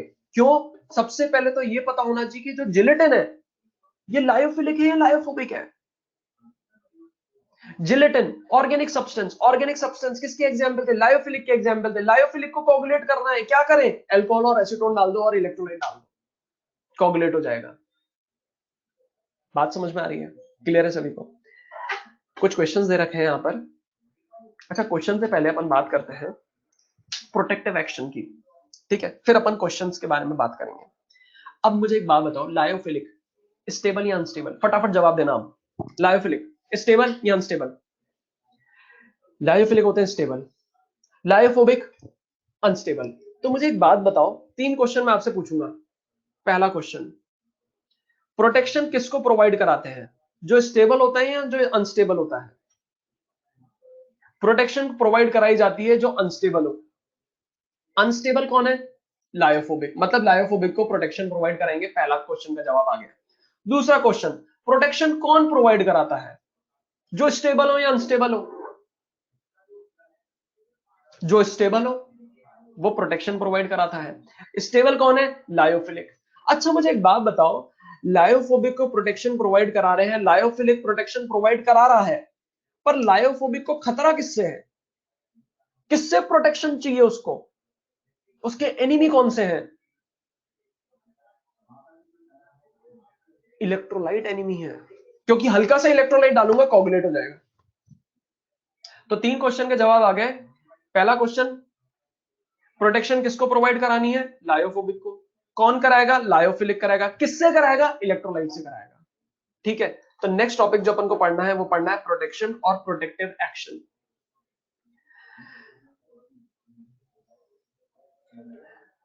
अब आप यहां पर देखिए, इसको समझना, मैकेनिज्म बहुत जबरदस्त है यहां पर, इसको समझना। यहां पर डीपी पार्टिकल है, लायोफोबिक सॉल्यूशन है, डीपी पार्टिकल है, उसने चार्ज एब्जॉर्ब कर रखा होगा, ठीक है? इलेक्ट्रोलाइट डालूंगा, ये न्यूट्रलाइज हो जाएगा, कोगुलेट हो जाएगा। इसको मुझे प्रोटेक्ट करना है, तो मैंने क्या करा, इस कोलाइडल सॉल्यूशन में मैंने क्या डाल दिया? लायोफिलिक डाल दिया। लायोफिलिक क्या करेगा? इसके ऊपर एक थिन लेयर का फॉर्मेशन करेगा। लायोफिलिक ने क्या करा? एक थिन लेयर की फॉर्मेशन कर दी यहां पर इसके सरफेस पर, ठीक है? अब इलेक्ट्रोलाइट डालूंगा, कुछ फर्क नहीं पड़ेगा। क्यों? लायोफिलिक जैसे ही मैंने डाला, थिन लेयर बनी। लायोफिलिक तो न्यूट्रल है, लायोफिलिक क्या है? न्यूट्रल है। अब इलेक्ट्रोलाइट डालूंगा भी तो इलेक्ट्रोलाइट से पॉजिटिव आयन भी आएगा, नेगेटिव आयन भी आएगा, पर पॉजिटिव और नेगेटिव इस न्यूट्रल लेयर को कुछ नुकसान नहीं पहुंचा पाएंगे। तो मैं कह सकता हूं अब ये इलेक्ट्रोलाइट से तो प्रोटेक्ट हो गया, पहली चीज। दूसरी चीज, सर डाउट ये आता है कि पहले जब डीपी पार्टिकल्स थे वो चार्ज थे, सेम चार्ज कैरी कर रहे थे, तो रिपल्शन था जिसके कारण ये सेटल डाउन नहीं हो रहे थे। पर थिन लेयर जो बनी है वो न्यूट्रल बनी है। और न्यूट्रल होने के कारण ये सेटल डाउन क्यों नहीं हो रहे? ये इसलिए सेटल डाउन नहीं हो रहे क्योंकि जो लेयर बनी है वो लायोफिलिक की लेयर है। लायोफिलिक में डीपी और डीएम के बीच में अट्रैक्शन होता है। तो सभी पार्टिकल्स के सरफेस पर थिन लेयर लायोफिलिक की बन चुकी है। लायोफिलिक क्या करेगा? डीपी और डीएम के बीच में अट्रैक्शन यहां पर कराएगा, जिसके कारण ये पार्टिकल्स पूरे सॉल्यूशन में घूमते रहेंगे, सेटल नहीं होंगे। और मजेदार एक और बात यहां पर ये है कि लायोफिलिक को ही प्रोटेक्ट क्यों करते हैं अपन? लायोफिलिक की मदद से ही प्रोटेक्शन क्यों कराते हैं अपन? क्योंकि थिन लेयर बनाई है। थिन लेयर बनाने के कारण ये बल्कि हो ही नहीं रहा है। अगर थिक लेयर बनाता तो बल्कि हो जाता, अपने वेट के कारण ही बैठ जाता। पर थिन लेयर बनाई है जिसके कारण इनकी साइज पे कोई फर्क नहीं पड़ा। और ये क्या बना रहे हैं? सोल्यूशन बना रहे हैं। सोल्यूशन मेंटेन्ड है, सोल्यूशन प्रोटेक्टेड है। तो यहां पर एक चीज समझ में आती है कि प्रोटेक्शन कौन प्रोवाइड कराएगा? लायोफिलिक प्रोवाइड कराएगा। किसको प्रोटेक्ट करेगा? लायोफोबिक को। किससे प्रोटेक्ट करेगा? इलेक्ट्रोलाइट से। और कैसे प्रोटेक्शन कराएगा? थिन लेयर बना के। The property of lyophilic soles to prevent the precipitation or coagulation of a lyophobic sole is called protection. The lyophilic sole used for this purpose are called protective colloid. Lyophilic soles form a thin layer around lyophobic sole or around the ions furnished by electrolyte, and therefore the coagulation cannot take place as the size does not increase much. अब यहां पर जो अपन lyophilic sol लेते हैं protect करने के लिए, वो लेते हैं gelatin, albumin, gum arabia and potato starch. और याद करो, जब मैंने गुड एड्सॉर्बेंट्स के एग्जांपल आपको बताए थे फर्स्ट लेक्चर में, पिक्टोरियल फॉर्म से यही एग्जांपल समझाए थे, क्योंकि ये इंपॉर्टेंट है थ्रू आउट द चैप्टर। अब इन प्रोटेक्टिव कोलॉइड्स की प्रोटेक्टिव पावर भी अलग होती है। इनकी प्रोटेक्शन करने की कैपेसिटी भी क्या होती है? अलग अलग होती है, जिसको अपन मेजर करते हैं in terms of gold number. The lyophilic colloids differ in their protective power. The protective power is measured in terms of gold number. Gold number दिया था जिगमुंडी ने, और यहां पर गोल्ड नंबर होता क्या है इसको रीड कर लेते हैं, क्योंकि रीडिंग करने से कुछ समझ में नहीं आएगा, डायग्राम से ही समझना पड़ेगा। गोल्ड नंबर क्या होता है? The number of milligrams of a lyophilic colloid that will just prevent the precipitation of 10 ml of standard gold sole on addition of 1 ml of 10% NaCl solution is known as gold number of that protector. कुछ समझ में नहीं आया, diagram से समझते हैं। Protect किसको करना है? लायोफोबिक को। लायोफोबिक यहां पर कौन लिया गया है? Standard gold sol. Standard solution है, स्टैंडर्ड गोल्ड सोल लिया गया। इसका वॉल्यूम कितना है? 10 ml। प्रोटेक्ट कौन करेगा? लायोफिलिक करेगा। लायोफिलिक को अपन मेजर करेंगे इन टर्म्स ऑफ मिलीग्राम। किससे प्रोटेक्ट करना है? इलेक्ट्रोलाइट से प्रोटेक्ट करना है। और इलेक्ट्रोलाइट्स भी कौन सा लिया है अपन ने? यहाँ पर NaCl लिया है। वॉल्यूम है 1 ml, कंसंट्रेशन है 10%। ठीक है। गोल्ड सोल मतलब गोल्ड का सोल्यूशन, कोलॉइडल गोल्ड। ठीक है। अब डेफिनेशन क्या कहती है, इसको समझना ध्यान से, धीरे धीरे करके समझेंगे। 10 ml गोल्ड सोल को प्रोटेक्ट करना है, कौन करेगा? लायोफिलिक करेगा। किससे करेगा? इलेक्ट्रोलाइट से करेगा। तो कितना मिलीग्राम लायोफिलिक सोल मैं 10 ml गोल्ड सोल में डालूं ताकि इलेक्ट्रोलाइट डालने से इसका कोगुलेशन जस्ट प्रिवेंट हो जाए, उसे बोलते हैं गोल्ड नंबर। वापस से सुनना, ये आधी डेफिनेशन समझाइए मैंने। कितना मिलीग्राम लायोफिलिक का मैं 10 ml गोल्ड सोल में डालूं ताकि इलेक्ट्रोलाइट के एडिशन होने से इसका प्रेसिपिटेशन जस्ट प्रिवेंट हो जाए, उसे बोलते हैं गोल्ड नंबर। जितना मिलीग्राम डालूंगा वही हो जाएगा गोल्ड नंबर। 5 मिलीग्राम डाला लायोफिलिक का तो 5 हो जाएगा गोल्ड नंबर। ठीक है। अब पूरी डेफिनेशन सुनना ध्यान से। कितना मिलीग्राम लायोफिलिक का मैं 10 ml गोल्ड सोल में डालूं ताकि 1 ml ऑफ 10% NaCl सोल्यूशन डालने से प्रेसिपिटेशन जस्ट प्रिवेंट हो, उसे बोलते हैं गोल्ड नंबर।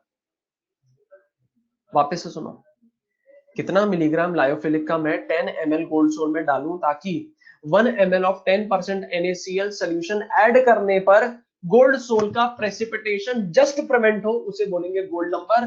मान लो मेरे पास दो लायोफिलिक सोल है, ए और बी। ए का मैंने लिया 10 मिलीग्राम, तो ए के 10 मिलीग्राम डालने से 1 ml of 10% NaCl solution gold sol का प्रेसिपिटेशन नहीं कर पा रहा है, जस्ट प्रिवेंट हो रहा है प्रेसिपिटेशन। तो जो ए लायोफिलिक सोल है उसका गोल्ड नंबर क्या हो जाएगा 10। जितना मिलीग्राम डाला उतना गोल्ड नंबर। ए का कितना मिलीग्राम डाला, प्रेसिपिटेशन जस्ट प्रिवेंटो 10 मिलीग्राम डाला तो 10 गोल्ड नंबर। मान लो बी इलेक्ट्रोलाइट है, इसका मैंने डाला 8 मिलीग्राम, तो बी के 8 मिलीग्राम डालने से 1 ml of 10% NaCl electrolyte 10 ml gold sol का प्रेसिपिटेशन जस्ट प्रिवेंट कर रहा है, प्रेसिपिटेशन नहीं हो रहा है। तो मैं कह सकता हूं जो बी लायोफिलिक सोल है इसका गोल्ड नंबर कितना हो जाएगा 8 हो जाएगा। कितना मिलीग्राम डाला 8 मिलीग्राम डाला, मतलब 8 मिलीग्राम क्या कर रहा है प्रेसिपिटेशन को जस्ट प्रिवेंट कर रहा है। किसके प्रेसिपिटेशन को जस्ट प्रिवेंट कर रहा है 10 ml of standard gold sol के प्रेसिपिटेशन को जस्ट प्रिवेंट कर रहा है। किससे प्रिवेंट कर रहा है इलेक्ट्रोलाइट से प्रिवेंट कर रहा है। तो बी का गोल्ड नंबर हो जाएगा 8। अब एक क्वेश्चन का जवाब दे दो, बहुत सारे बच्चों ने तो पहले ही आंसर दे दिया है, ए की पावर ज्यादा या बी की पावर ज्यादा। पावर बी की ज्यादा है क्योंकि कम अमाउंट में जो ज्यादा इफेक्ट दे रहा है वो बी दे रहा है। क्लियर है यहां तक? तो अब डेफिनेशन समझ में आ गई होगी, रीड कर लेते हैं एक और बार definition. The number of milligrams of a hydrophilic colloid that will just prevent the precipitation of 10 ml of standard gold salt on addition of 1 ml of 10% NaCl solution is known as gold number of that protector. The smaller the gold number of a protective lyophilic colloid, greater is its coagulating power. ये चीज आपने ही मुझे बता दी, जिसका gold number ज्यादा उसकी protective power क्या होगी ज्यादा होगी। तो protection capacity is directly proportional to 1 upon gold number. अब यहाँ पर एक फॉर्मूला दे रखा है, बहुत ही फर्जी टाइप का फॉर्मूला है। रीजन बीइंग अभी आपको समझ में आ जाएगा। गोल्ड नंबर किसके बराबर दे रखा है यहाँ पर 10 into mass of lyophilic sol in milligram divided by volume of lyophobic sol in ml। अब मुझे एक बात बताओ, डेफिनेशन में प्रोटेक्ट अपन कर रहे थे गोल्ड सोल को, उसका वॉल्यूम कितना लिया गया था? गोल्ड सोल का वॉल्यूम कितना लिया गया था 10 ml लिया गया था। तो आप मुझे यहां पर बताइए इस फॉर्मूले में डिनोमिनेटर में क्या आएगा, वॉल्यूम ऑफ लायोफोबिक सोल की जगह 10, न्यूमरेटर में पहले से 10 मौजूद है, तो 10 से 10 तो कैंसिल आउट हो जाएगा। तो गोल्ड नंबर किसके बराबर हो गया, मास ऑफ लायोफिलिक सोल के बराबर हो गया मिलीग्राम में। मतलब जितना मिलीग्राम मैंने लायोफिलिक सोल डाला वही हो जाएगा गोल्ड नंबर। तो मुझे नहीं लगता है फॉर्मूला याद रखने की जरूरत है। अब यहां पर एक टेबल दे रखी है लायोफिलिक सोल की, यहां पर 4 सोल्यूशन दे रखे हैं, gelatin, egg albumin, gum Arabia, potato starch. ठीक है, और इनके यहां पर गोल्ड नंबर दे रखे हैं। सिर्फ सीक्वेंस याद रखनी है, वैल्यूज याद रखने की जरूरत नहीं है, पहला पॉइंट। ठीक है, मुझे तो बस एक चीज बता दो इस टेबल को देख के, पावर किसकी ज्यादा, सबसे ज्यादा पावर किसकी होगी, जिलेटिन की। सबसे कम पावर किसकी होगी, सबसे कम पावर पोटैटो की। ठीक है, जिलेटिन का दिख रहा है गोल्ड नंबर कम है, गोल्ड नंबर कम है मतलब अमाउंट कम डाला है, कम डाला है ज्यादा इफेक्ट दे रहा है, मतलब पावर किसकी ज्यादा, जिलेटिन की। गोल्ड नंबर ज्यादा किसका है, पोटैटो का, मतलब ज्यादा अमाउंट डाल रहे हैं तब जाके इफेक्ट नजर आ रहा है, मतलब पावर क्या है, कम है। सीक्वेंस कैसे याद रखेंगे, हेल्प कर रहा हूं समझना। जब छोटे छोटे बच्चे थे, तो जब अपन बच्चे थे तो जेलीज खा खा के बड़े हुए, जेलीज खाने का बहुत शौक था, जेलीज मतलब जिलेटिन। ठीक है, जेलीज खा खा के बड़े हुए, थोड़े और बड़े हुए तो अपन खाने लगे एग। जो नहीं खाते ठीक है, पर उन्होंने खाते हुए देखा होगा दूसरों को। थोड़े बड़े होने पर क्या खाने लग गए, एग खाने लग गए। फिर थोड़े और बड़े हुए, दांत और मजबूत हुए, तो याद करो गोंद के लड्डू खाते थे, ताकत आती थी, मम्मी गोंद के लड्डू बनाती थी। गोंद के लड्डू और कुछ नहीं, गम अरेबिया होता है, गोंद जो होती है वो गम अरेबिया होता है। अब इतने बड़े हो चुके हैं कि कचरा खाते हैं, मतलब पोटैटो खाते हैं। ठीक है, तो इस सीक्वेंस में आप याद कर सकते हैं। The precipitation of the gold soul is indicated by a color change from red to blue when the particle size just increases. अब अपन क्या करा रहे हैं, प्रोटेक्शन प्रोवाइड करा रहे हैं। ठीक है, प्रोटेक्शन प्रोवाइड करा रहे हैं, तो किसको प्रोटेक्शन प्रोवाइड करा रहे हैं, लायोफोबिक सोल्यूशन को प्रोटेक्शन प्रोवाइड करा रहे हैं, किसकी मदद से, लायोफिलिक की मदद से। अब पता नहीं चल रहा है कि प्रोटेक्ट हुआ नहीं हुआ, तो ये कैसे पता चलेगा कि हुआ या नहीं हुआ। जैसे ही प्रेसिपिटेशन होने लगेगा तो सोल्यूशन का कलर ही चेंज हो जाएगा। तो अगर गोल्ड सोल रेड से ब्लू में कन्वर्ट हो गया तो मैं कह सकता हूं वहां पर क्या हो चुका है, पार्टिकल की साइज बढ़ चुकी है, प्रेसिपिटेशन हो चुका है। और एक पॉइंट अभी आप खुद बता चुके हैं, gelatin and starch have the maximum and minimum protective powers respectively. यहां पर एक क्वेश्चन दे रखा है, इस क्वेश्चन को सॉल्व करेंगे अपन। On adding 1 ml solution of 10% NaCl to 10 ml gold sol in presence of 0.025 milligram, in presence of 0.025 gram starch, so that coagulation is just prevented, then what will be gold number of starch? Starch का gold number पता करना है, करते हैं पता। ठीक है, कैसे करेंगे? डेफिनेशन क्या कहती थी? डेफिनेशन कहती थी स्टैंडर्ड गोल्ड सोल होना चाहिए, उसका वॉल्यूम कितना होना चाहिए, 10 ml। तो सबसे पहले तो ये चेक करो। फिर उसके बाद इलेक्ट्रोलाइट कौन सा लिया गया है, NaCl लिया गया है, वॉल्यूम कितना है 1 ml, कंसंट्रेशन कितना है 10%, तो ये भी बिल्कुल सेट है। अब आपको ये देखना है कि लायोफिलिक सोल कौन सा लिया गया है, स्टार्च लिया गया है। तो जितना मिलीग्राम अपन स्टार्च डालेंगे ताकि प्रेसिपिटेशन जस्ट प्रिवेंट हो, वही क्या हो जाएगा, गोल्ड नंबर हो जाएगा। पर यहां पर डेटा देखें तो ग्राम्स में दे रखा है, तो अपन जानते हैं 1 ग्राम किसके बराबर होता है, 1000 मिलीग्राम के बराबर होता है। तो weight of starch in milligram क्या हो जाएगा, 0.025 इंटू 1000 कर दूं तो ये कितना आ जाएगा, 25 मिलीग्राम आ जाएगा। तो मैंने कितना मिलीग्राम लिया स्टार्च का प्रोटेक्ट करने के लिए, 25। तो गोल्ड नंबर भी क्या हो जाएगा, 25। तो आंसर क्या हो जाएगा, थर्ड ऑप्शन। बहुत सिंपल था। एक और तरीके से कर सकते हैं, फॉर्मूले की मदद से। फॉर्मूले की मदद से कैसे करेंगे, gold number is equal to 10 multiplied by mass of lyophilic sol in milligram.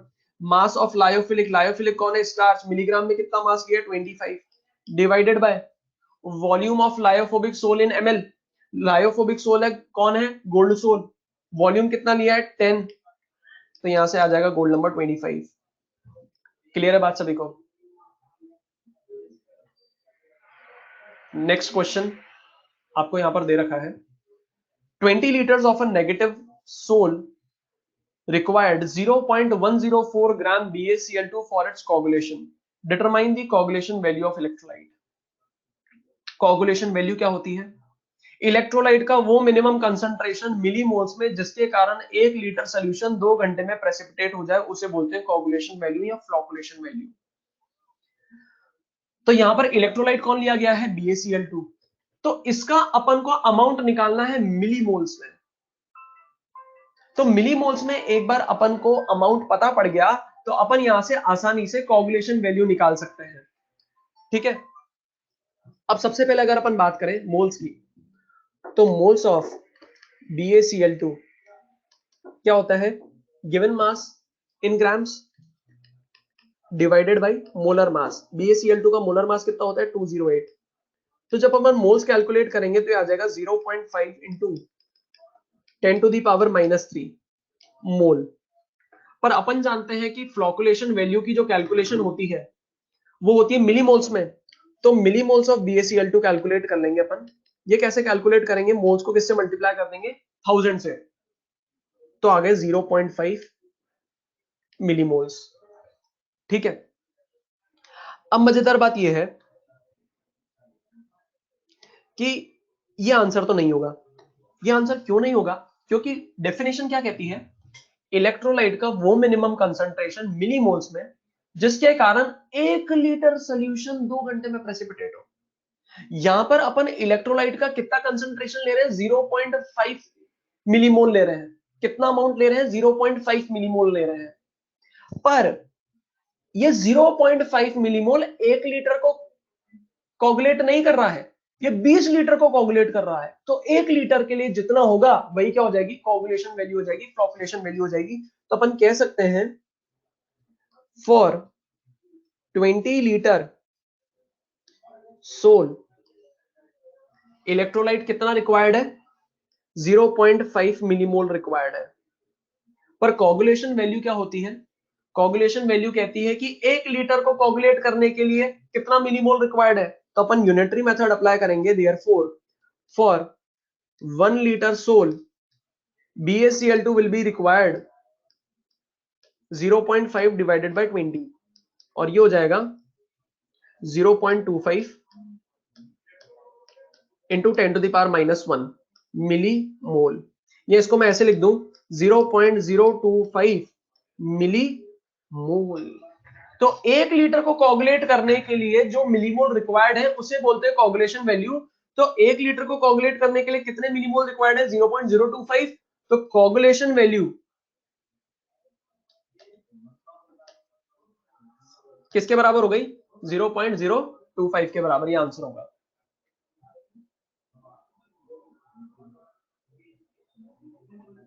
Next question, what is the correct sequence of the increasing coagulation value of the following electrolyte for the coagulation of ferric hydroxide solution? Answer पता लगाना है अपन को। यहां पर coagulation value find करनी है। क्या find करनी है? कोगुलेशन वैल्यू फाइंड करनी है। बहुत सारे बच्चों ने आंसर दे दी है, एक बार देख लेते हैं। सबसे पहले अगर मैं बात करूं यहां पर फेरिक हाइड्रोक्साइड सॉल्यूशन की, तो फेरिक हाइड्रोक्साइड सॉल्यूशन के बारे में कुछ भी मेंशन नहीं है कि पॉजिटिव है या नेगेटिव है, मतलब यहां पर याद होना बहुत जरूरी होता है। तो फेरिक हाइड्रोक्साइड मैंने बताया था ऑल फीमेल, फीमेल Fe आ गया, मतलब पॉजिटिवली चार्ज कोलाइडल सॉल्यूशन होगा। कोगुलेट कौन करेगा? Negative ion. नेगेटिव आयन कौन से हो जाएंगे यहां पर? PO4 -3 Cl SO4 -2 Fe CN6 -4। तो अब यहां पर दिखाई दे रहा है कि नेगेटिव आयंस क्या करेंगे? कोगुलेट करेंगे। तो सबसे ज्यादा पावर किसकी होगी? पावर उसकी ज्यादा जिसके ऊपर चार्ज ज्यादा होगा। तो अगर मैं बात करूं एक FeCN6 आयन की, तो ये साइमल्टेनियसली 4 आयंस को क्या करेगा? न्यूट्रलाइज करेगा। तो मैं कह सकता हूं सबसे ज्यादा पावरफुल कौन होगा? Fourth electrolyte. उससे कम पावर किसकी होगी? फर्स्ट इलेक्ट्रोलाइट की। उससे कम पावर किसकी होगी? थर्ड इलेक्ट्रोलाइट की। और सबसे कम पावर किसकी होगी? सेकंड इलेक्ट्रोलाइट की। क्या ये सीक्वेंस होगी? क्या ये आंसर होगा? नहीं, ये आंसर बिल्कुल भी नहीं होगा। क्यों? क्योंकि पावर नहीं पूछ रहा है, कोगुलेशन वैल्यू पूछ रहा है। कोगुलेशन वैल्यू का सीक्वेंस पूछा जा रहा है। अब मुझे एक बात बताओ, अपन ने देखा था कम अमाउंट में जो ज्यादा इफेक्ट दे उसकी पावर ज्यादा, मतलब जिसकी पावर ज्यादा होगी उसका अमाउंट कम होगा। जिसकी पावर ज्यादा होगी उसका अमाउंट क्या होगा? कम होगा। तो अपन कह सकते हैं पावर किसकी ज्यादा? फोर्थ इलेक्ट्रोलाइट की। तो फोर्थ इलेक्ट्रोलाइट का जो अमाउंट होगा वो कम होगा। तो अगर मैं कोगुलेशन वैल्यू की बात करूं,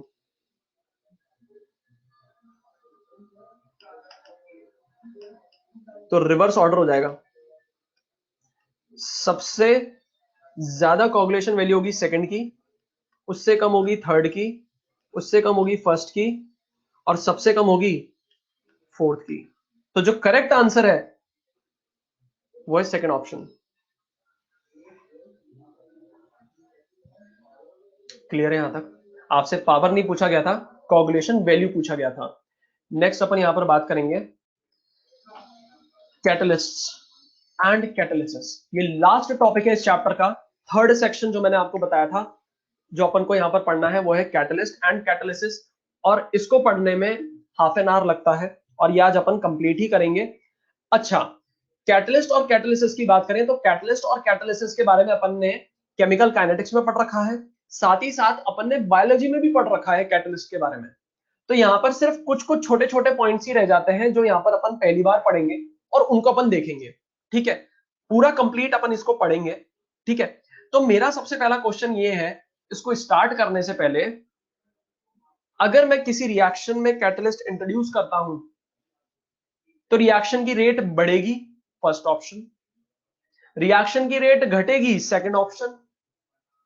थर्ड ऑप्शन है कि रिएक्शन की रेट बढ़ भी सकती है, घट भी सकती है। आंसर क्या होना चाहिए?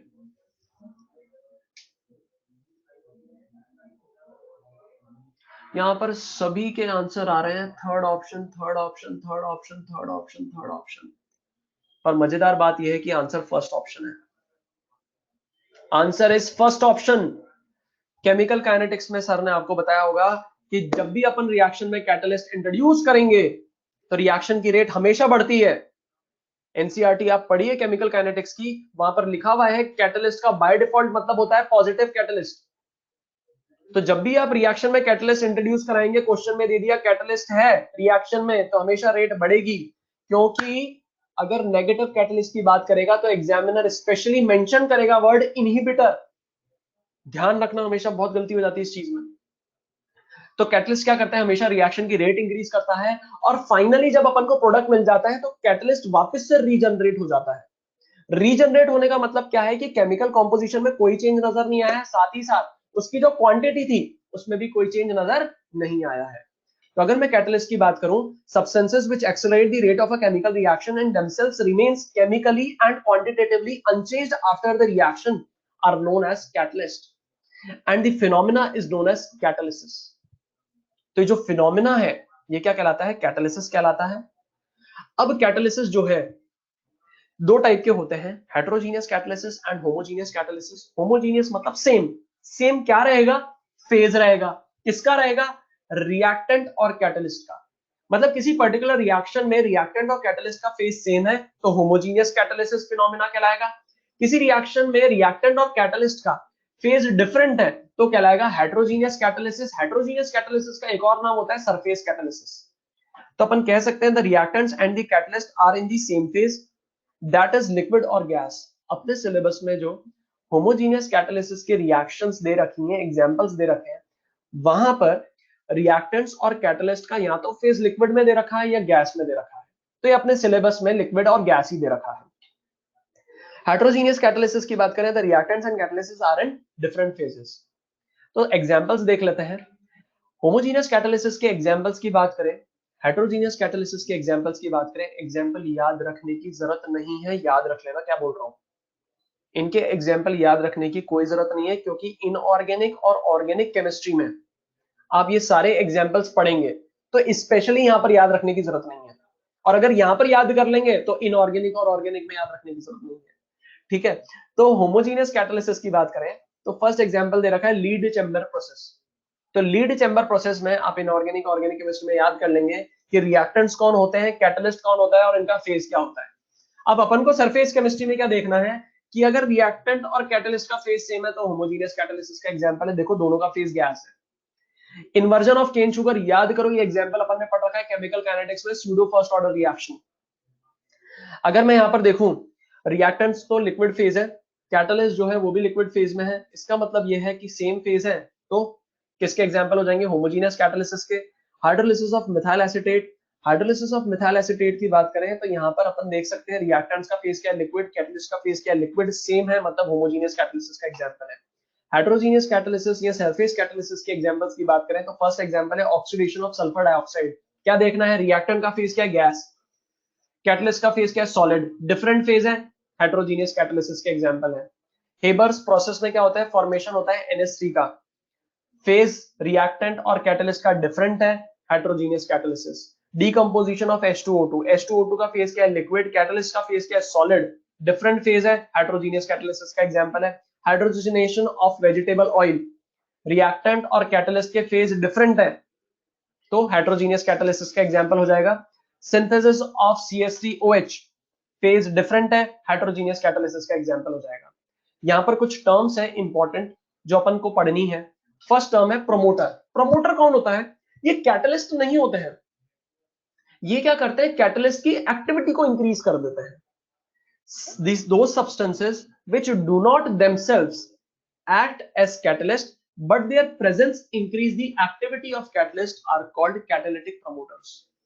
अब इसको कैसे समझेंगे, स्टूडेंट जो है पढ़ाई स्टूडेंट को ही करनी है, पेपर भी स्टूडेंट को ही देने जाना है, पर अगर मैं बात करूं टीचर की तो टीचर को तो ना तो पढ़ाई करनी है ना एग्जाम देने जाना है, पर टीचर क्या कर रहा है, स्टूडेंट की एक्टिविटी को इंक्रीज कर रहा है, एफिशिएंसी को इंक्रीज कर रहा है, उसकी हेल्प कर रहा है। तो इस जो टीचर है, गुड टीचर कौन होता है, जो स्टूडेंट की क्या करे, एफिशिएंसी बढ़ाए। तो यहां पर जो स्टूडेंट है वो तो कैटलिस्ट की तरह एक्ट कर रहा है क्योंकि उसको फाइट करने जाना है, पर जो टीचर है वो प्रमोटर की तरह एक्ट कर रहा है, स्टूडेंट की एक्टिविटी बढ़ा रहा है। तो ऐसे आप समझ सकते हैं प्रमोटर्स कैटलिस्ट नहीं होते हैं, पर क्या करते हैं, कैटलिस्ट की एक्टिविटी को इंक्रीज करते हैं। एग्जाम्पल की बात करें, इन हेबर्स प्रोसेस Fe जो होता है वो कैटलिस्ट होता है, पर जो मोलिब्डेनम होता है वो प्रमोटर की तरह एक्ट करता है। इनहिबिटर, इनहिबिटर का नाम आपको पता है, सुन भी रखा है। ये कौन होते हैं, नेगेटिव कैटलिस्ट होते हैं, रिएक्शन की रेट क्या करते हैं, डिक्रीज करते हैं। The substances which decreases the rate of chemical reaction is called inhibitor. It increases the activation energy for the reaction. Inhibitor क्या करते हैं, रिएक्शन की रेट को क्या करते हैं, डिक्रीज करते हैं। रिएक्शन की रेट डिक्रीज कैसे करेंगे, एक्टिवेशन एनर्जी बढ़ाकर, एनर्जी बैरियर बढ़ाकर। अगर एनर्जी बैरियर बढ़ जाएगा तो अपन कह सकते हैं रिएक्शन की रेट क्या हो जाएगी, डिक्रीज हो जाएगी। एग्जाम्पल देख लेते हैं। फर्स्ट एग्जाम्पल में जो इनहिबिटर है वो है C2H5OH, इथेनॉल। इथेनॉल की अगर बात करें तो इस रिएक्शन में जब अपन इथेनॉल इंट्रोड्यूस कराएंगे तो रिएक्शन की रेट क्या हो जाएगी, डिक्रीज हो जाएगी। सेकेंड रिएक्शन में जो इनहिबिटर लिया गया है वो है डाइफेनाइलमाइन। जैसे ही अपन इंट्रोड्यूस कराएंगे रिएक्शन की रेट क्या हो जाएगी, डिक्रीज हो जाएगी। डीकंपोजिशन ऑफ H2O2 के लिए इनहिबिटर आपको याद रखने पड़ेंगे, S3PO4, ग्लिसरॉल एंड एसिटामाइड। ये क्या होते हैं, इनहिबिटर्स होते हैं। ये डीकंपोजिशन ऑफ H2O2 को क्या कर देते हैं, इसकी रेट को डिक्रीज कर देते हैं। नेक्स्ट टर्म है कैटालिटिक पॉइजन। जैसे अपन ने पढ़ा था कैटालिटिक प्रमोटर, प्रमोटर क्या कर रहा था, कैटलिस्ट की एक्टिविटी को इंक्रीज कर रहा था। तो कैटालिटिक पॉइजन क्या करेगा, कैटलिस्ट की एक्टिविटी को डिक्रीज करेगा। जैसे स्टूडेंट्स के फ्रेंड्स जो होते हैं वो उनकी एफिशिएंसी क्या कर देते हैं, डिक्रीज कर देते हैं। तो अपन ऐसे कह सकते हैं कि एक्टिविटी क्या कर रहे हैं, डिक्रीज कर रहे हैं। The substance whose presence decreases or destroys the activity of a catalyst is called catalytic poison. Example है कार्बन मोनोऑक्साइड और H2S act as poison for Fe catalyst in Haber's process for manufacturing of NH3. AS2O3 acts as poison for platinum asbestos in contact process for H2SO4. ठीक है। Auto catalyst, auto catalyst नाम से समझने की कोशिश नहीं करेंगे वरना ऐसा लगेगा कैटलिस्ट ऑटो चला रहा है, ऐसी बात नहीं है। डेफिनेशन समझते हैं फिर एग्जांपल से समझने की कोशिश करेंगे। When one of the product of the reaction begin to act as a catalyst it is called auto catalyst. Example देखते हैं, जल्दी समझ में आएगा। यहां पर दिखाई दे रहा है CH3COO2H5 का क्या कराया जा रहा है, हाइड्रोलिसिस कराया जा रहा है, और ये हाइड्रोलिसिस कराया जा रहा है एस्टर का। यहां पर बन रहा है CH3COOH। अब अगर इस रिएक्शन को देखें तो रिएक्शन इनिशियली बहुत स्लो होती है, रिएक्शन की जो रेट होती है वो बहुत स्लो होती है, पर जैसे जैसे प्रोडक्ट का कंसंट्रेशन बढ़ने लगता है, एसिटिक एसिड का कंसंट्रेशन बढ़ने लगता है, तो रिएक्शन की रेट धीरे धीरे करके इंक्रीज होने लग जाती है। मतलब यहां पर अपन ने बाहर से कैटलिस्ट इंट्रोड्यूस नहीं करा, बाहर से अपन ने कैटलिस्ट इंट्रोड्यूस नहीं करा, यहां पर जो प्रोडक्ट बन रहा है उनमें से एक प्रोडक्ट जो है वो रिएक्शन की रेट को अपने आप ही इंक्रीज कर रहा है। मतलब ये क्या है, ऑटोमेटिकली कैटलिस्ट की तरह एक्ट कर रहा है, इसलिए बोलते हैं ऑटो कैटलिस्ट। नेक्स्ट एग्जांपल की बात करें तो नेक्स्ट एग्जांपल में KMnO4 वाली रिएक्शन है, और इस रिएक्शन में जो ऑटो कैटलिस्ट की तरह एक्ट कर रहा है वो कर रहा है MnSO4, ये याद रखना पड़ेगा। ठीक है, तो MnSO4 का जैसे जैसे नंबर बढ़ता रहता है, मॉलिक्यूल्स बढ़ते रहते हैं, कंसंट्रेशन बढ़ता रहता है, अमाउंट बढ़ता रहता है, रिएक्शन की रेट भी बढ़ती रहती है। In the initial stage, the reaction is slow, but as soon as the product come into existence, the reaction rate increases. Induced catalyst की बात करें, देखो कुछ ही एग्जांपल आपको याद रखने हैं, जैसे कि अभी अपन ने देखा ऑटो कैटलिस्ट में, ये एग्जांपल याद रखने हैं। एग्जांपल भी एक्चुअली याद नहीं रखने पूरे, बस आपको ये याद रखना है कि ऑटो कैटलिस्ट कौन है उस रिएक्शन में, बस ये पहचानना है। ठीक है, इंड्यूस कैटलिस्ट की बात करें तो इंड्यूस कैटलिस्ट को पहले एकदम रीड कर लेते हैं, एग्जांपल से समझाऊंगा। When a chemical reaction enhance the rate of another chemical reaction, it is called induced catalysis. Example यहां पर दे रखा है। अगर मैं बात करूं सोडियम आर्सेनाइड का, सोडियम आर्सेनाइड का अगर मैं ऑक्सीडेशन कराता हूं तो बहुत स्लो रिएक्शन की रेट होती है। अगर मैं नेकेड आई से देखूं तो दिखाई देता है कि सोडियम आर्सेनाइड का ऑक्सीडेशन नहीं हो रहा है, पर माइक्रोस्कोपिक लेवल पर देखता हूं तो वहां पर ऑक्सीडेशन हो रहा होता है माइक्रोस्कोपिक लेवल पर अपन को ऐसा लगता है कि हो ही नहीं रहा है। पर अगर मैं सोडियम आर्सेनाइड को सोडियम सल्फाइड के साथ मिक्स करा दूं और इस मिक्सचर को एयर के थ्रू पास कराऊं, इस मिक्सचर को एयर के थ्रू पास कराऊं तो दोनों का ऑक्सीडेशन हो जाता है। सोडियम आर्सेनाइड का भी ऑक्सीडेशन होता है, सोडियम सल्फाइड का भी ऑक्सीडेशन होता है। तो अपन कह सकते हैं यहां पर हुआ क्या, बेसिकली एक केमिकल रिएक्शन दूसरी केमिकल रिएक्शन की रेट को इंक्रीज कर रही है। सोडियम आर्सेनाइड का ऑक्सीडेशन अकेले बहुत स्लो हो रहा था, नेकेड आई से देखूं तो हो ही नहीं रहा था, पर जैसे ही मैंने इसको मिक्स करा सोडियम सल्फाइड के साथ तो दोनों का ऑक्सीडेशन हो गया।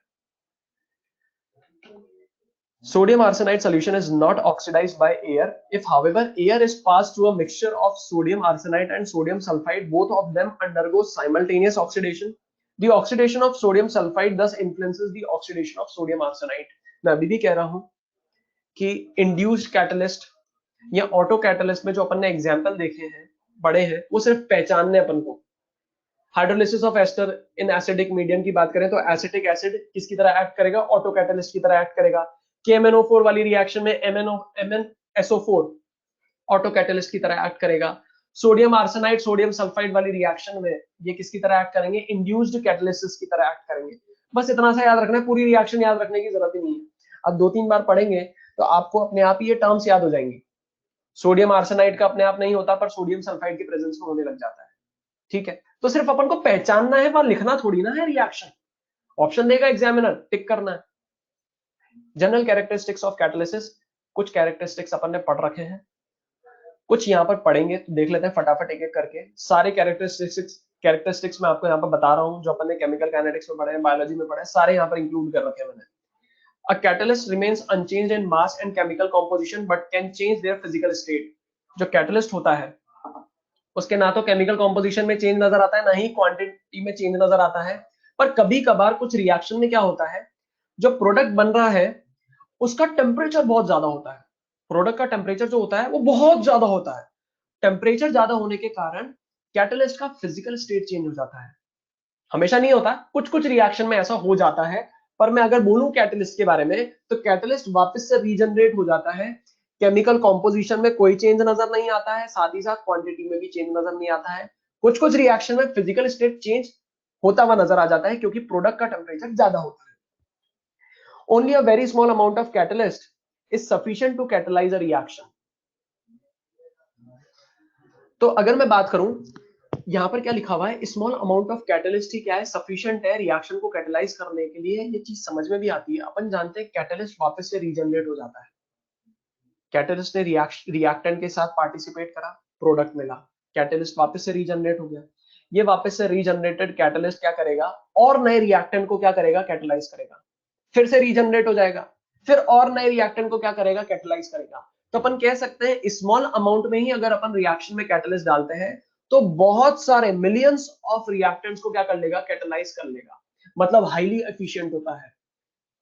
Generally catalyst does not change the nature of product. Nature of product का यहाँ पर मतलब क्या है कि अगर मैं कोई रिएक्शन करा रहा हूं इन एब्सेंस ऑफ कैटलिस्ट, तो जो प्रोडक्ट अपन को मिलेगा इन एब्सेंस ऑफ कैटलिस्ट वही प्रोडक्ट अपन को ऑब्टेन होगा इन प्रेजेंस ऑफ कैटलिस्ट। तो कैटलिस्ट होने या ना होने से रिएक्शन में कोई फर्क नहीं नजर आता है। रिएक्टेंट और प्रोडक्ट का जो नेचर है वो इंटैक्ट रहता है। Catalyst are generally specific in nature. कोई एक पर्टिकुलर रिएक्शन है, उस पर्टिकुलर रिएक्शन को सिर्फ एक particular type of catalyst he catalyse कर सकता है। ऐसे नहीं कि रिएक्शन कोई और है, किसी और रिएक्शन का कैटलिस्ट ले लूं और उसको कैटलाइज करा लूं, ऐसा नहीं होगा। किसी एक पर्टिकुलर रिएक्शन को एक पर्टिकुलर कैटलिस्ट ही कैटलाइज कराएगा, मतलब यहां पर जो कैटलिस्ट का नेचर होता है वो स्पेसिफिक होता है। When a catalyst is a solid, it is used usually more efficient when used in finely divided form. Catalyst की अगर अपन बात करें तो याद करो मैंने आपको बताया था गुड एडजॉर्बेंट्स कौन होते हैं, जो फाइनली डिवाइडेड स्टेट में रहते हैं। तो अगर अपन कैटलिस्ट को फाइनली डिवाइडेड स्टेट में यूज करेंगे, सॉलिड कैटलिस्ट को फाइनली डिवाइडेड स्टेट में यूज करेंगे तो होगा क्या, कैटलिस्ट की एफिशिएंसी बढ़ जाएगी। एफिशिएंसी कैसे बढ़ेगी कि भाई फाइनली डिवाइडेड स्टेट में लिया है मतलब पार्टिकल साइज हो गई छोटी, पार्टिकल साइज छोटी हो गई मतलब सरफेस एरिया बढ़ गया, सरफेस एरिया बढ़ गया मतलब एक गुड एडजॉर्बेंट की तरह एक्ट कर रहा है। Catalyst can change rate constant of the reaction, ये अपन ने केमिकल काइनेटिक्स में देखा था। कैटलिस्ट रेट कांस्टेंट चेंज कर लेता है। Catalyst participate in mechanism of reaction, जो रिएक्शन होती है उसमें कैटलिस्ट पार्टिसिपेट करता है। कैसे पार्टिसिपेट करता है, याद करो इंटरमीडिएट कंपाउंड बनता है और इंटरमीडिएट कंपाउंड बनता है कैटलिस्ट की मदद से। और याद करो केमिकल काइनेटिक्स में जब आपने कॉम्प्लेक्स रिएक्शन की रेट कांस्टेंट या रेट लॉ निकालना सीखा था तो वहां पर आपने देखा होगा जो सिंगल सिंगल स्टेप होंगे वहां पर कैटलिस्ट रिएक्शन में पार्टिसिपेट करता है, रिएक्टेंट्स के साथ कंबाइन होता है। Catalyst does not change enthalpy of reaction, free energy and entropy because they are state function. State function वो फंक्शन होते हैं जो इनिशियल और फाइनल स्टेट पे डिपेंड करते हैं। अब अगर मैं रिएक्शन में कैटलिस्ट डालूं या नहीं डालूं, रिएक्टेंट्स वो के वही रहेंगे, प्रोडक्ट जो बनेंगे वही के वही बनेंगे। मतलब रिएक्शन में मैंने कैटलिस्ट डाल देता हूं तो ना तो रिएक्टेंट ना ही प्रोडक्ट चेंज होगा। अगर रिएक्टेंट और प्रोडक्ट चेंज नहीं हो रहा है, इनिशियल और फाइनल स्टेट चेंज नहीं हो रही है, तो स्टेट फंक्शन की वैल्यू में भी कोई चेंज नजर नहीं आएगा। कैटलिस्ट क्या करता है, सिर्फ पाथ को चेंज करता है। ठीक है, a catalyst does not initiate a reaction, बहुत इंपॉर्टेंट कैरेक्टरिस्टिक है। अगर कोई रिएक्शन किसी गिवन कंडीशन पे नहीं होती है तो कैटलिस्ट डालने से वो रिएक्शन शुरू भी नहीं होगी। कैटलिस्ट सिर्फ रिएक्शन की रेट को बढ़ाता है, रिएक्शन को इनिशिएट नहीं करता है। A catalyst does not change the equilibrium state of a reversible reaction. Catalyst reaction के इक्विलिब्रियम स्टेट को चेंज नहीं करता है। इक्विलिब्रियम कंडीशन पर, इक्विलिब्रियम स्टेट पर जो रिएक्टेंट और प्रोडक्ट का कॉम्पोजिशन है उसको चेंज नहीं करता है, पर इक्विलिब्रियम स्टेट को आने में जो टाइम लगा है उसको रिड्यूस कर देता है। इक्विलिब्रियम स्टेट को अटेन होने का जो टाइम लगा है उसको रिड्यूस कर देता है, पर इक्विलिब्रियम स्टेट को चेंज नहीं करता है। Catalyst helps in attaining the equilibrium state rapidly. यहां पर कुछ थ्योरीज दे रखी हैं। थ्योरी क्या दे रखी है, दो थ्योरीज अपने सिलेबस में दे रखी है। एग्जामिनेशन पॉइंट ऑफ व्यू से अपन को सिर्फ नाम याद रखना है, board examination point of view से थ्योरी याद रखनी पड़ेगी। और थ्योरी भी आपको कैसे याद रखनी है, सिर्फ एग्जाम्पल याद रख लो आप। एग्जाम्पल की मदद से ही समझाना है, डायग्राम की मदद से ही समझाना है। अगर आप थ्योरी लिख देंगे तो नंबर फेच नहीं कर पाएंगे आप। एग्जाम्पल जब तक नहीं समझेंगे तब तक आपको बोर्ड में नंबर भी नहीं मिलेंगे। पहली theory intermediate compound formation theory, ये जनरली अपन अप्लाई करते हैं होमोजेनियस कैटालिसिस के लिए। ठीक है, जब ये थ्योरी लिखी गई थी तो ये किसके लिए अप्लाई करी गई थी, होमोजेनियस कैटालिसिस के लिए अप्लाई करी गई थी। और नाम से पता चल रहा है इंटरमीडिएट कंपाउंड फॉर्मेशन थ्योरी, मतलब इंटरमीडिएट कंपाउंड का फॉर्मेशन होगा। कैसे समझना, एग्जाम्पल की मदद से समझेंगे। यहां पर अपन को फॉर्मेशन करना है SO3 का। SO3 का फॉर्मेशन होता है SO2 और O2 की मदद से। SO2 और O2 की मदद से कैटलिस्ट अपन यहां पर ले रहे हैं NO। अब यहां पर इस थ्योरी में क्या होता है कि रिएक्टेंट्स आपस में कंबाइन नहीं होते हैं। जो कैटलिस्ट होता है वो वन ऑफ द रिएक्टेंट के साथ कंबाइन होता है और क्या बना देता है, इंटरमीडिएट बना देता है। और ये जो इंटरमीडिएट है ये फिर दूसरे रिएक्टेंट के साथ कंबाइन होता है और बनाता है प्रोडक्ट। मतलब SO2 और O2 आपस में कंबाइन नहीं हो रहे हैं। होता क्या है, O2 कंबाइन होता है कैटलिस्ट के साथ और बनाता है इंटरमीडिएट। इंटरमीडिएट अब देखिए फर्स्ट रिएक्शन में कौन सा बना, NO2। ये जो NO2 है अब दूसरे रिएक्टेंट के साथ कंबाइन होगा, दैट इज SO2 के साथ, और फिर बनाएगा प्रोडक्ट दैट इज SO3।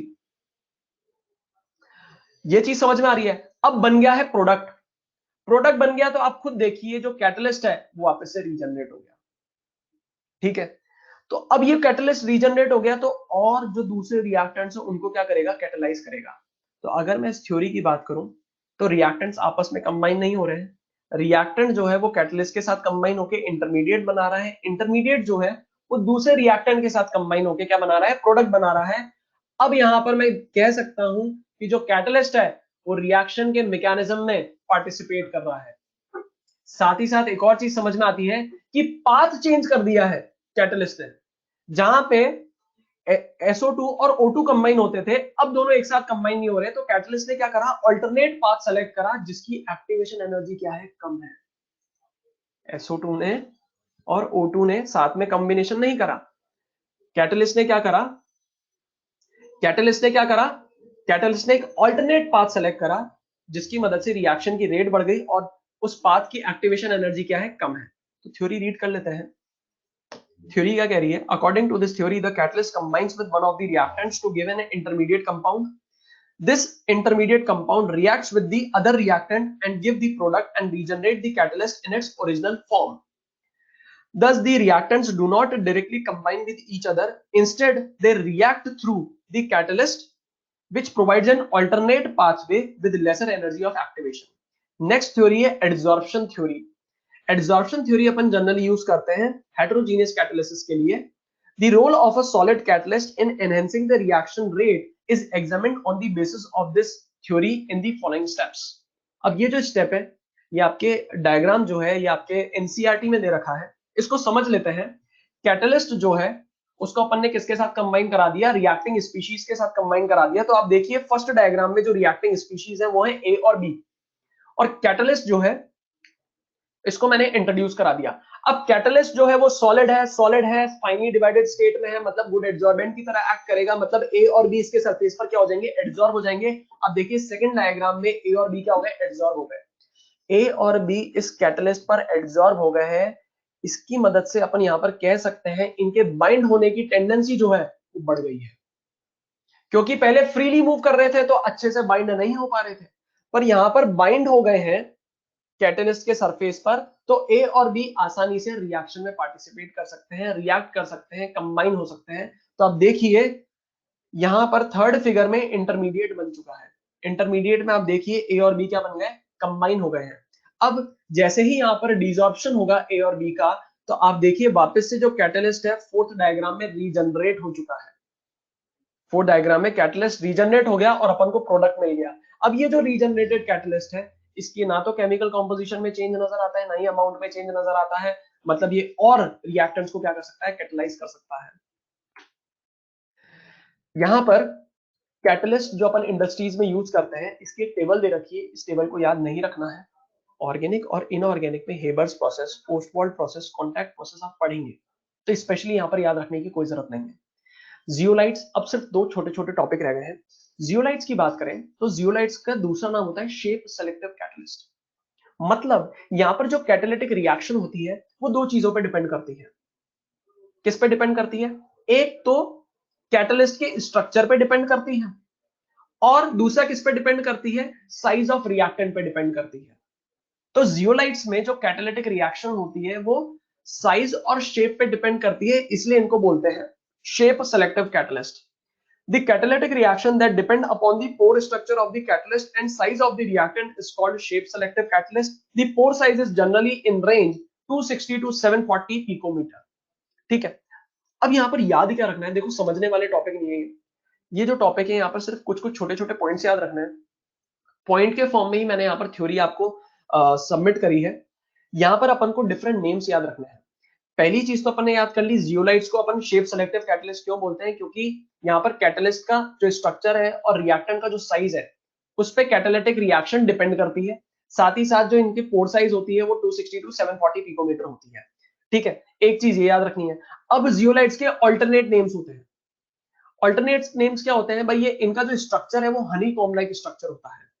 इनका स्ट्रक्चर जो होता है वो हनी कॉम्ब लाइक स्ट्रक्चर होता है, और इनका जो फॉर्मूला होता है उसमें सोडियम नजर आ रहा है, एल्यूमिनियम नजर आ रहा है, सिलिकेट नजर आ रहा है, तो इनका दूसरा नाम हो जाएगा सोडियम एल्यूमिनो सिलिकेट। ठीक है, इनका एक और नाम होता है, क्या नाम होता है, water softener, cationic exchanger, 3D silicate. तो ये डिफरेंट डिफरेंट नेम्स अपन को जियोलाइट्स के याद होने चाहिए। साथ ही साथ जियोलाइट को जब अपन यूज करते हैं, इसको यूज करने से पहले अपन क्या करते हैं, इसको वैक्यूम में क्या करते हैं, हीट करते हैं। वैक्यूम में हीट करने से क्या होगा कि जितनी भी एड्सॉर्बेंट साइड्स ऑक्यूपाइड होंगी वो सारी क्या हो जाएंगी, फ्री हो जाएंगी। इन एब्सेंस ऑफ एयर में क्या कर रहा हूं, हीट कर रहा हूं, तो जितने भी पार्टिकल्स होंगे सरफेस पर वो क्या हो जाएंगे, रिमूव हो जाएंगे। साथ ही साथ जो वाटर ड्रॉपलेट्स होंगे वो भी क्या हो जाएंगे, रिमूव हो जाएंगे। मतलब जो जियोलाइट है वो और ज्यादा पोरस हो जाएगा, और ज्यादा पोरस होने के कारण सरफेस एरिया बढ़ गया, सरफेस एरिया बढ़ जाएगा तो और इफेक्टिवली वर्क करेगा। Zeolite before using as catalyst are heated in vacuum so that the water of hydration is lost and as a result zeolite becomes porous. Application बहुत important है क्योंकि 2020 में क्वेश्चन यहीं से पूछा गया है। पेट्रोकेमिकल इंडस्ट्रीज में जो लॉन्ग हाइड्रोकार्बन चेन होती है उनको क्रैक करने के लिए, ब्रेक करने के लिए अपन जो जियोलाइट इस्तेमाल करते हैं वो होता है ZSM5, normally used in petrochemical industries for cracking of hydrocarbon and isomerisation. यहां पर जो जियोलाइट अपन यूज करते हैं इसी का नाम पूछा गया था, ZSM5 होता है। ठीक है, अब एंजाइम कैटालिसिस की बात करें अपन, तो एंजाइम कैटालिसिस याद करो, ये टॉपिक आपने पहले पढ़ रखा है बायोलॉजी में। एंजाइम कैटालिसिस कौन होते हैं, enzyme catalysis basically nitrogenous organic compounds होते हैं जिनको अपन ऑब्टेन करते हैं प्लांट्स और एनिमल्स से। इनका मोलर मास ज्यादा होता है और जब अपन इनका सोल्यूशन बनाते हैं तो ये कोलाइडल सोल्यूशन की तरह बिहेव करते हैं। Enzymes are complex nitrogenous organic compounds which are produced from living plants and animals. They are actually protein molecules of high molar mass and form colloidal solutions in water. They catalyze biochemical reactions. और ये topic आपने biology में पढ़ रखा है, ठीक है। अब यहां पर एक टेबल दे रखी है, टेबल याद रखने की कोई जरूरत नहीं है क्योंकि आपने याद कर रखी है, ठीक है। अब इनके कैरेक्टरिस्टिक्स की बात करें तो कैरेक्टरिस्टिक्स भी याद रखने की जरूरत नहीं है, पॉइंट्स दिमाग में अपने आप आ जाएंगे क्योंकि एग्जामिनर ऑप्शन देगा। कैटलिस्ट की अगर अपन बात करें तो कैटलिस्ट हाईली एफिशिएंट होता है। हाईली एफिशिएंट का मतलब क्या है कि एक ही कैटलिस्ट का पार्टिकल मिलियंस ऑफ रिएक्टेंट्स को क्या कर लेगा, कैटलाइज कर लेगा। साथ ही साथ इनका नेचर जो होता है वो स्पेसिफिक होता है, क्योंकि अगर एक कोई पर्टिकुलर टाइप की रिएक्शन है, उस पर्टिकुलर टाइप की रिएक्शन को सिर्फ एक पर्टिकुलर कैटलिस्ट ही कैटलाइज कर सकता है, तो इनका नेचर क्या हो गया, हाईली स्पेसिफिक। ये एक ऑप्टिमम टेम्परेचर और पीएच पे वर्क करते हैं। तो हाईली एक्टिव कब रहते हैं, जब ऑप्टिमम टेम्परेचर और ऑप्टिमम पीएच पे वर्क करें। साथ ही साथ याद करो, मैंने एक टर्म आपको बताई थी, कैटालिटिक प्रमोटर। प्रमोटर क्या करता है, कैटलिस्ट की एक्टिविटी को इंक्रीज करता है। तो अगर मेरे से कोई पूछ ले एंजाइम कैटालिसिस में एंजाइम्स की एक्टिविटी को कौन इंक्रीज करेगा, प्रमोटर करेगा। यहां पर प्रमोटर कौन हो जाएंगे, कोफैक्टर और coenzyme. Increasing activity in presence of cofactors. Cofactors कौन से हो जाएंगे, sodium ion, manganese ion, cobalt ion, copper ion और कोएंजाइम्स, ठीक है। अब यहां पर एक मैकेनिज्म दे रखा है, की लॉक मैकेनिज्म, और की लॉक थ्योरी आपने पढ़ रखी है बायोलॉजी में। एक बार समझ लेते हैं कैसे वर्क करता है। यहां पर आप देखिए एंजाइम है और सबस्ट्रेट है। सबस्ट्रेट मतलब रिएक्टेंट है। एंजाइम के सरफेस पर बहुत सारी एक्टिव साइट्स होती हैं। अब आप देखिए यहां पर एंजाइम के सरफेस पे आप देखिए की जैसी साइट नजर आ रही है, ये क्या है, एक्टिव साइट है। और ये जो एंजाइम है ये उन रिएक्टेंट्स को ही कैटालाइज कर पाएगा जिन रिएक्टेंट्स का शेप जो हो इसके जस्ट कॉम्प्लीमेंट्री हो। अब देखिए रिएक्टेंट का जो सरफेस है उस पर जस्ट कॉम्प्लीमेंट्री शेप बना हुआ है, तो ये दोनों क्या कर लेंगे, एक दूसरे के अंदर क्या हो जाएंगे, फिट हो जाएंगे। इसलिए इनको अपन कह सकते हैं किसकी तरह दिखाई दे रहे हैं, ये की लॉक मैकेनिज्म की तरह नजर आ रहे हैं।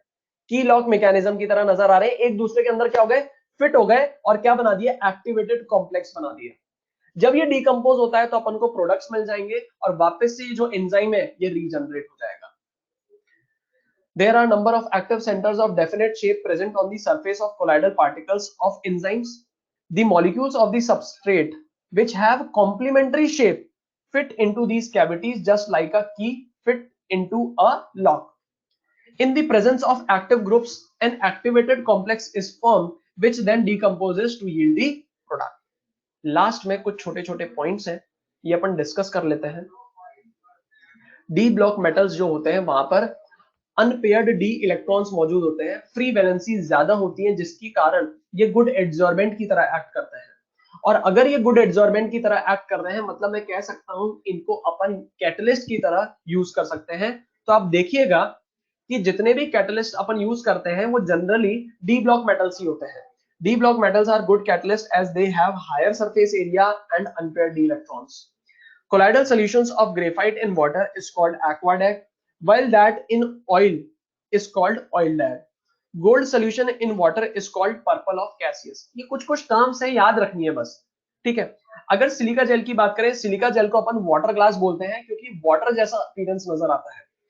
तो यहां पर अगर सिलिका जेल की बात करें, silica gel a colloidal dispersion of hydrated SiO2 called water glass.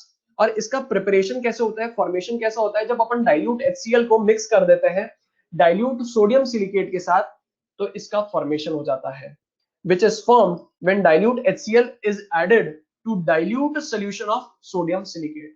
तो यहां तक आपका चैप्टर खत्म होता है, ठीक है। अब आप क्या करेंगे, चैप्टर खत्म हो चुका है, अब आप एनसीईआरटी अपनी पढ़ लीजिएगा, ठीक है। एक छोटा सा पॉइंट मैं और बोलूंगा, आपने देखा होगा आपके घर में जो बुजुर्ग लोग होंगे वो मेडिसिन जो लेते हैं, टैबलेट जो कैप्सूल जो लेते हैं उसको पानी में घोलते हैं और फिर पीते हैं। घोलने के कारण क्या हुआ, घोलने के कारण कोलाइडल सोल्यूशन बन चुका है। जो कैप्सूल है वो क्या हो गया, कोलाइडल सोल्यूशन बन चुका है उसका, ठीक है। अब कोलाइडल सोल्यूशन बन गया पार्टिकल की साइज छोटी छोटी हो गई, सरफेस एरिया बढ़ गया, सरफेस एरिया बढ़ गया तो अपन कह सकते हैं यहाँ पर ये गुड एब्जॉर्बेंट की तरह एक्ट करेंगे। तो जिन बैक्टीरिया या जिन जर्म्स को अपन मारने के लिए, रिमूव करने के लिए वो टैबलेट ले रहे हैं, वो क्या हो जाएंगे, इनके सरफेस पर ज्यादा एब्जॉर्ब होंगे, क्योंकि फाइनली डिवाइडेड स्टेट में आ चुके हैं घुलने के कारण। तो यहां पर क्या हो जाएगा, एब्जॉर्प्शन ज्यादा होगा तो ये इफेक्टिवली वर्क करेगी। तो जो अपन मेडिसिन लेते हैं वो इफेक्टिवली कब वर्क करती है, जब कोलाइडल सोल्यूशन बना के ले। ठीक है, साथ ही साथ यहां पर एक छोटा सा पॉइंट आप याद रखिएगा, आपके मॉड्यूल में नहीं दे रखा है, याद रखने वाला पॉइंट है कि जो कोलाइडल सिल्वर होता है उसको अपन यूज करते हैं स्किन डिजीजेस के ट्रीटमेंट में। मैं लिख लेता हूं यहां पर, colloidal silver is used in treatment of skin diseases. Applications आपके मॉड्यूल में दे रखी है, सिर्फ आपको रीड करनी है एप्लीकेशंस। ठीक है, और मॉड्यूल अब आपको कंप्लीट बनाना है, एनसीईआरटी आपको कंप्लीट पढ़नी है, इंपॉर्टेंट भी है एनसीईआरटी। मैं आपको ये पीडीएफ कंप्लीट दे दूंगा, उसकी टेंशन मत लीजिएगा, अभी अपलोड कर दूंगा मैं आपको।